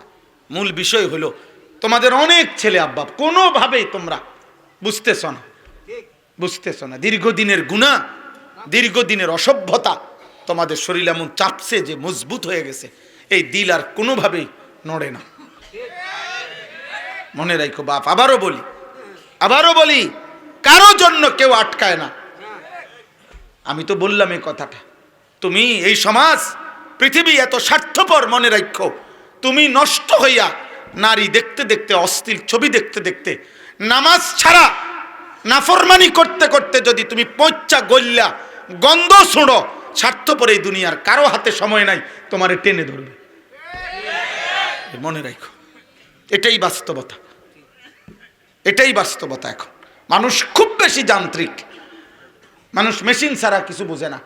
মানুষ আধুনিকতার এক যুগ আমরা এখন আছি, যেখানে প্রত্যেকটা মানুষ আর কত দ্রুত, আর কত আধুনিক, আর কত উন্নত মেশিন আছে, আর কিতা আছে দেখো, আর কিতা, আর কি আছে দেখো, আর কি আছে। দুনিয়া আরো ভোগ করব, আরো মজাদার, আরো লোভনীয়, আরো আকর্ষণীয়, আরো ডিজাইন করো, আরো ডিজাইন করো। আগে ওই পুরা বাড়ির 30 জন মানুষে পুকুরের কোনার মধ্যে এক বাথরুম দিয়া কোন রকম বেড়ার ঘর, টিনের ঘর দিয়ে সাইরা গেছে। এখন রুম 6টা, বাথরুমও 6টা। বুঝেন নাই? স্বার্থপর এই দুনিয়া, খুব বেশি মানুষের যান্ত্রিকতা, আধুনিকতা, দুনিয়ার ভোগ বিলাসিতা মানুষের প্রচন্ড বেড়ে যাওয়ার কারণে কারো হাতে সময় নাই। বাপ এমন বাপ আছে, এবার আজকে 1 মাসে কোনোদিন কইতে পারতো না, আর 1 বছরে বলতে পারতো না। ওনার ছেলেরে একবার বসে জিগাইছে যে আব্বা তুই মুসলমান, আমি মুসলমান, নামাজ পড়বি কোন দিন? সময় নাই, এবার আর সময় নেই, সময় নাই, ব্যস্ত উনি। আহা, আপনার ছেলেটা প্রতিদিন দুপুরবেলা ভাত খাইয়া বাইর হয়, রাত 11টা 12টা 1টা বাজে ঘরে আসে। এই পুরাটা টাইম এই নারী দেখে, ছবি দেখে, উলঙ্গ দৃশ্য দেখে, অশ্লীল ছবি দেখে, কার সাথে চলে, কার সাথে খায়, বন্ধু বান্ধবদের সাথে কি বলে, কি আড্ডা দেয়, কি দেখে। আহা, মা জানেও না, বাবা জানেও না। এভাবে ছেড়ে দিলে কি আর সন্তান মানুষ হয়? ফেলে রাখলে তো স্বর্ণ মাটির উপরে ফেলে রাখলে, স্বর্ণ মাটির উপরে ফেলে রাখলে অনাদরে অবহেলায় স্বর্ণ মাটি হয়ে যায়, মাটি স্বর্ণ হয় না। স্বর্ণ এবং মাটি এখানে ফেলে রাখলে তো স্বর্ণ মাটি হবে, মাটি কি হবে না? লোহা যদি মাটির উপরে ফেলে রাখেন অনাদরে অবহেলায়, তো একদিন দেখবেন লোহা মাটি হয়ে গেছে, মাটি কি হয় নাই? লোহা হয় নাই। দুষ্ট, অসৎ, চরিত্রহীন, লম্পট, অসৎ সঙ্গ চরিত্রহীনদের সঙ্গী হয়ে নামাজ নাই, আল্লাহ নাই, সেজদা নাই, আখেরাত নাই, পরকাল নাই, এমন বন্ধু বান্ধব, এমন মোবাইল, এমন সঙ্গীদের সাথে যারা চলে ফিরে, খোদার কসম একদিন দেখবেন এটা পৌঁছে গন্ধ হইয়া দুর্গন্ধ ছুটছে।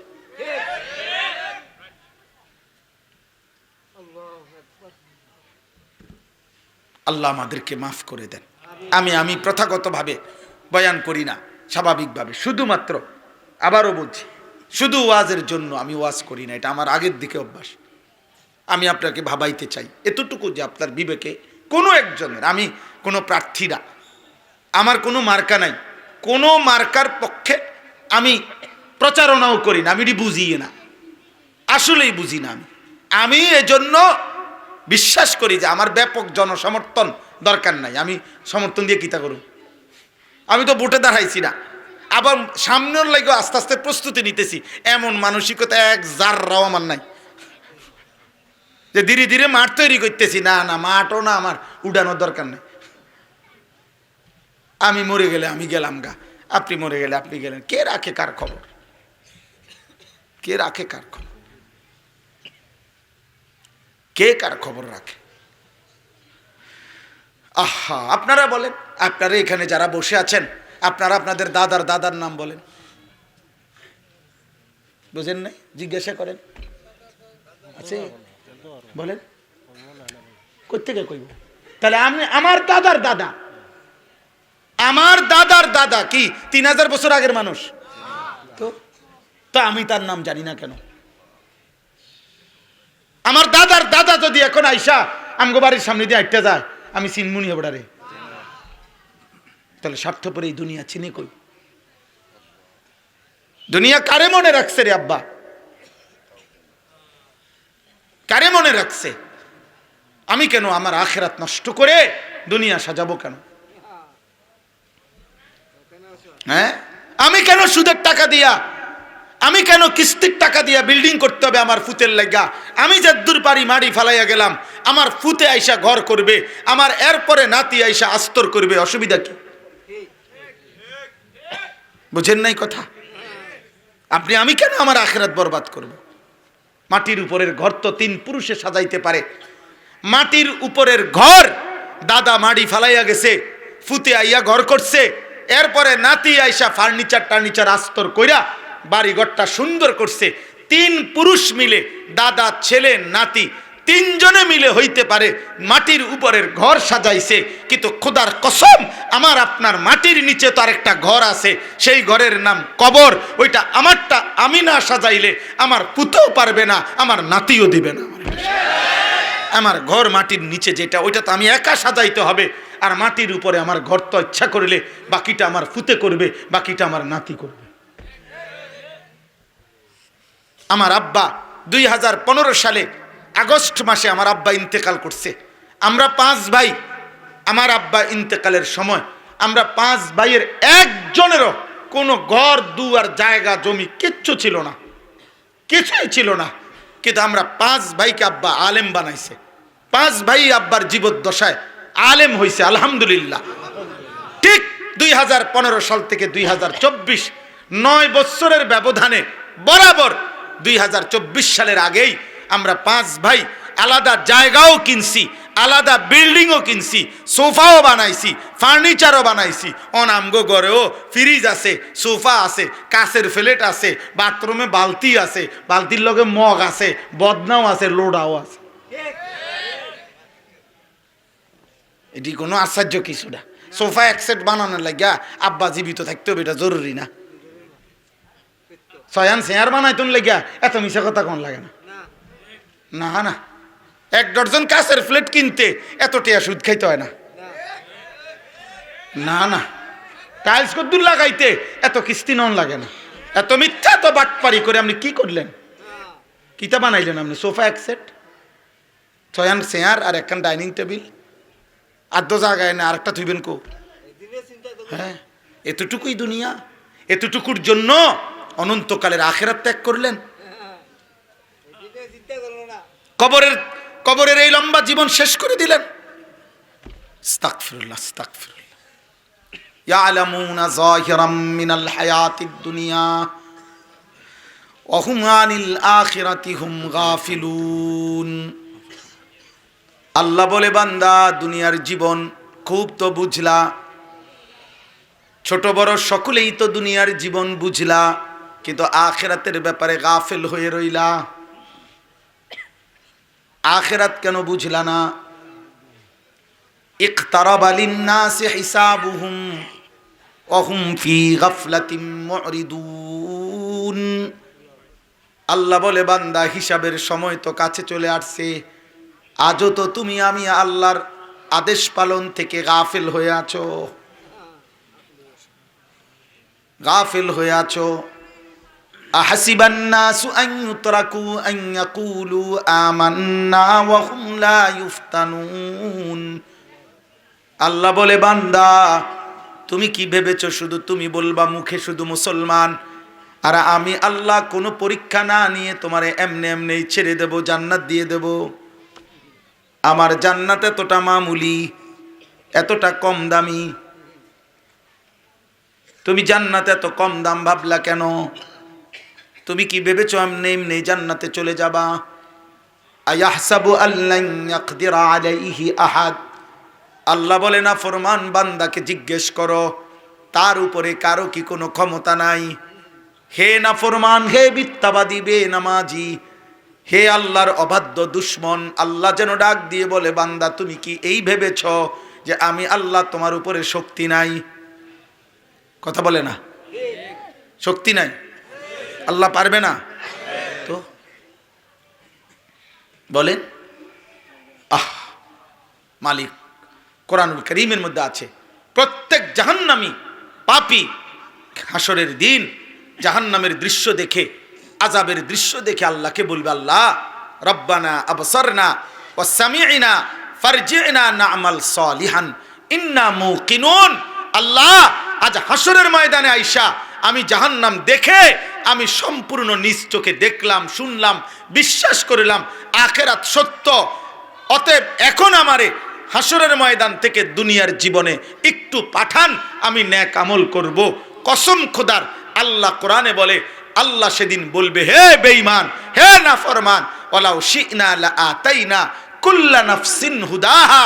আরে নাফরমান, আমি তো চাইলে দুনিয়ার হায়াত থাকতেই আমি জাহান্নাম 1 সেকেন্ড, কবরের আযাবের 1 সেকেন্ড দেখাইয়া তখনও তো ইচ্ছা করলে তোরে দিয়ে আমি সেজদা দেওয়াইতে পারতাম, কিন্তু আমি তো চেয়েছিলাম না দেখে সেজদা দিবি কিনা, বিনিময়ে জান্নাত দেব, তুমি তো আমারে প্রত্যাখ্যান করলা। আজ আমি আল্লাহ তোমাকে ভুলে গেলাম, তোমার অন্য কোনো আব্বা থাকলে তুমি ডাক দাও, যাও।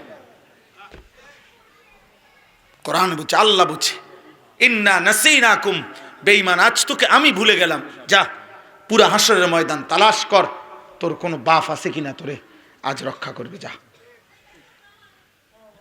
যা। কোরআন হাদিসে আল্লাহ নবী বলছে, আল্লাহ পাক বলবে, বান্দা যাও পুরা হাসরের ময়দান তালাশ করো, আমাকে বাদ দিয়ে তোমারে বাঁচাবে এমন কে আছে, নিয়ে আসো। তাইলে আল্লাহ চাইলে কবরের আযাব এখন আমগরে দেখাইতে পারে না? আল্লাহ চাইলে জাহান্নামের দৃশ্য আমগরে 1 সেকেন্ড দেখাইতে পারে না? তো এই জন্য ভাইয়া আফসোস তো করতে হবে, আফসোস তো করতে হবে। এত ওলামাদের কথা, জুমার নামাজের বয়ান, এত কিছু বৃথা, বেহুদা, মিথ্যা কথা, অযৌক্তিক কথা। চলেন, অতএব আমি আর লম্বা করতে চাচ্ছি না, আমার এই মূল প্রথম কথা এটা, এতটুকু কথাই মনে করানো যে আমাদের সামনে মাহে রমজান, আমাদের সামনে একটা রমজান মাস। আল্লাহ যেন বলে, বান্দা 11 মাস তোমারে আমি ডাকছি, গুনাহ ছেড়ে দিও, গুনাহ ছেড়ে দাও, আমি আল্লাহর হুকুম পালন করো। আচ্ছা বান্দা ঠিক আছে, যদি ধরে নাও 11 মাসও যদি তুমি গুনাহ বেশি করে ফেলেছ, নেকি কম করছো, ভুল করছো, তবুও তুমি তো মুসলমান, তুমি তো ইমানদার। আচ্ছা বান্দা ঠিক আছে, যাও, আমি তো বলছি তোমার আমি জান্নাত দিতে চাই, আমি তো বলছি তোমার আমি জাহান্নাম থেকে বাঁচাইতে চাই, আমি তোমারে মাফ করতে চাই, তো ঠিক আছে যাও 11 মাস বাদ দাও, সব বাদ দাও, আমি আল্লাহ গুনে গুনে আইয়ামাম মাদুদাত, গুনে গুনে 30টা দিন অথবা 29 দিন, বিশ্বাস করো বান্দা 31 দিন হবে না, 31 দিন লাগবে না, হয় 30 নয় 29 দিন, যাও সব বাদ দিলাম, 11 মাসের সব বাদ, এই মাত্র 30টা দিন গুণনা অথবা 29টা দিন গুনে তুমি এই একটা মাস আমি আল্লাহর গুনাহ, নাফরমানি, নিষিদ্ধতা ছেড়ে দিয়ে আমার রোজা পালন করে আমি আল্লাহর একটা একটা হুকুম পালন করো, একটা মাস 30টা দিন আমি আল্লাহ ওয়াদা দিলাম লাআল্লাকুম তাত্তাকুন। 30 দিনের মাথাতেই ঈদের চাঁদ উঠাইয়া তোমারে মুত্তাকি বানাইয়া জান্নাতের ফ্লাইটে উঠাইয়া দেব। যাও বান্দা, তবুও জান্নাতে যাও। যাও বান্দা, নেও। আমি আর কি করব বান্দা, নেও। নাফরমান বলে আল্লাহ না, আপনি আমারে যত কিছুই দেন আমি আপনার লগে নাই, আমি সেজদা দেবই না, আমি হারাম ছাড়বো না। আমার মজা সুদের মধ্যেই, আমার মজা কিস্তির মধ্যেই, আমার মজা বিড়ির মধ্যেই, আমার মজা সিগারেটের মধ্যেই, আমার মজা গালির মধ্যেই, আমার মজা নর্তকীর ছবির মধ্যেই, আমার জীবন উলঙ্গ দৃশ্যের মধ্যেই আমার মজা এখানে। আমি আপনার এসব কথা বুঝি না। আল্লাহ তাআলা বলছে আচ্ছা নাফরমান, ঠিক আছে, কোনোভাবেই যেহেতু তোমারে আমি জাহান্নাম থেকে বাঁচাইতে পারলাম না, তুমি আমার কথা যেহেতু কোনোভাবেই গুরুত্ব দিতে পারলা না, আমার নবীর তায়েফের রক্ত, চোখের পানি, পেটের ক্ষুধার কষ্ট, দান শহীদ করা খুন, 23 বছরের দিবা নিশি চোখের পানি, কোনো কিছু দিয়া যেহেতু 30 পারা কোরআন দিয়া আমি যেহেতু তোর দিল নরম করতে পারলাম না, আমার নবীর 23 বছরের চোখের পানি দিয়ে নাফরমান আমি যেহেতু তোর কলজাটা নরম করতে পারি নাই, তো এটাও মনে রাখিস বান্দা, আমার কবরে আসলে আমি আল্লাহ 1 সেকেন্ডে, তাফসীরের মধ্যে আছে কবরের প্রথম সেকেন্ডের আযাব কোন নাফরমান যদি 900 বছর দুনিয়াতে আরামে আর আনন্দে উল্লাসে কাটায়, 1 সেকেন্ড কষ্ট পায় নাই, এরকম 900 বছর পরে যদি কোনো নাফরমান কবরে আসে, প্রথম সেকেন্ডের কবরের আযাব 900 বছরের সুখ আর আনন্দ 1 সেকেন্ডেই ভুলায় দেবে। আল্লাহ বলে ঠিক আছে, তোরে আমি শবে বরাত দিয়েও পারলাম না, শবে কদর, রমজান, তারপরে রমজান রোজার মাস, রহমত, মাগফিরাত, নাজাত, ইফতার, সাহারি, এতেকাফ, কোনো কিছু দিয়া আমি তোর দিল নরম করতে পারি নাই। আমার নবীর চোখের পানি দিয়া তোর দিল নকর, তুই বড় গাদ্দার, ঠিক আছে আসিস বান্দা, তোরে কবরে বুঝাই দেব। কাল্লা সাউফা তা'লামুন, আল্লাহ বলছে আমি বুঝাই দেব। এই জন্য কোরআনুল কারীমে আল্লাহ বলছে বান্দা মনে রাখো, তুমি শুনছো আমি রহমান, বাকি তুমি এটাও শুইনা রাখো আমি কাহ্হার। তুমি এটা শুইনা রাখো আমি রাহিম, তুমি শুনছো আমি গাফফার, আমি প্রচণ্ড ক্ষমাশীল। আবার এটাও শুইনা রাখো আমি যুনতিকাম, আমি প্রচণ্ড প্রতিশোধ গ্রহণকারী।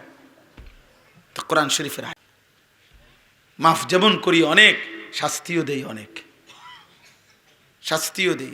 ফায়াউমা ইদিল্লা ইউআদ্দিবু আদাবাহু আহাদ, আল্লাহ বলেন আমার শাস্তির মতো বেশি শাস্তি তোমাকে আর কেউ দিবে না। ওয়ালা ইউসিকু ওয়াসাকাহু আহাদ, নাফরমান আমি আল্লাহর বাঁধনের চাইতে শক্ত বাঁধা জাহান্নামী তোকে আর কেউ বাঁধবে না। চলেন এই জন্য ভারসাম্য আনেন, একজন করে। যুবক ভাই, তোমার উপরে তুমি দয়া করো, তোমার উপরে রহম করো আব্বা।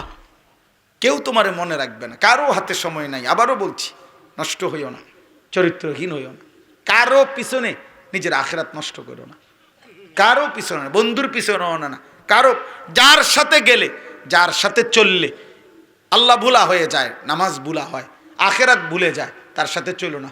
বন্ধু হোক, নেতা হোক, কর্মী হোক, আত্মীয় হোক, স্বজন হোক, আপনজন হোক, ওরে ছাড়ো, ওরে ছাড়ো আব্বা, ওরে ছাড়ো।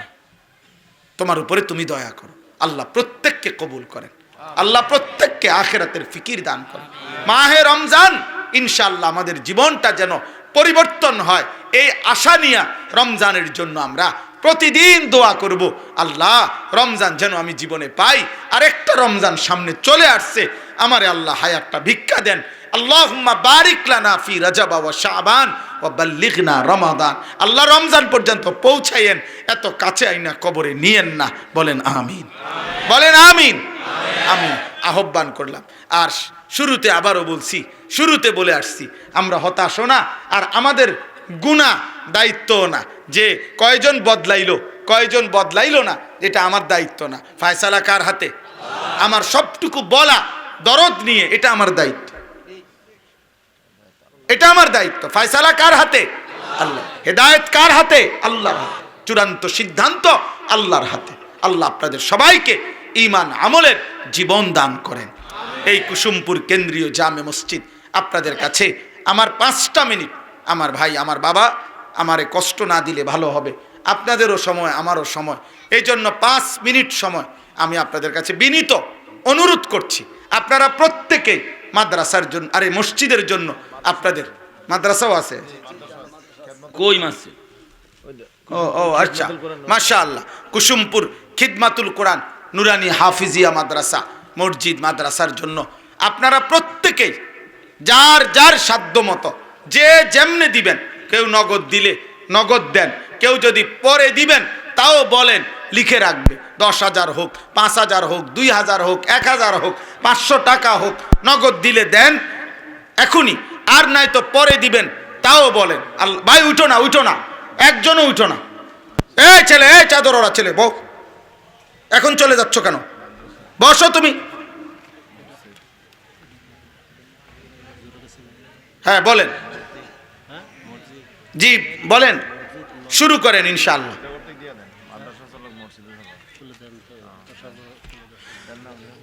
আচ্ছা হুজুর, কুসুমপুর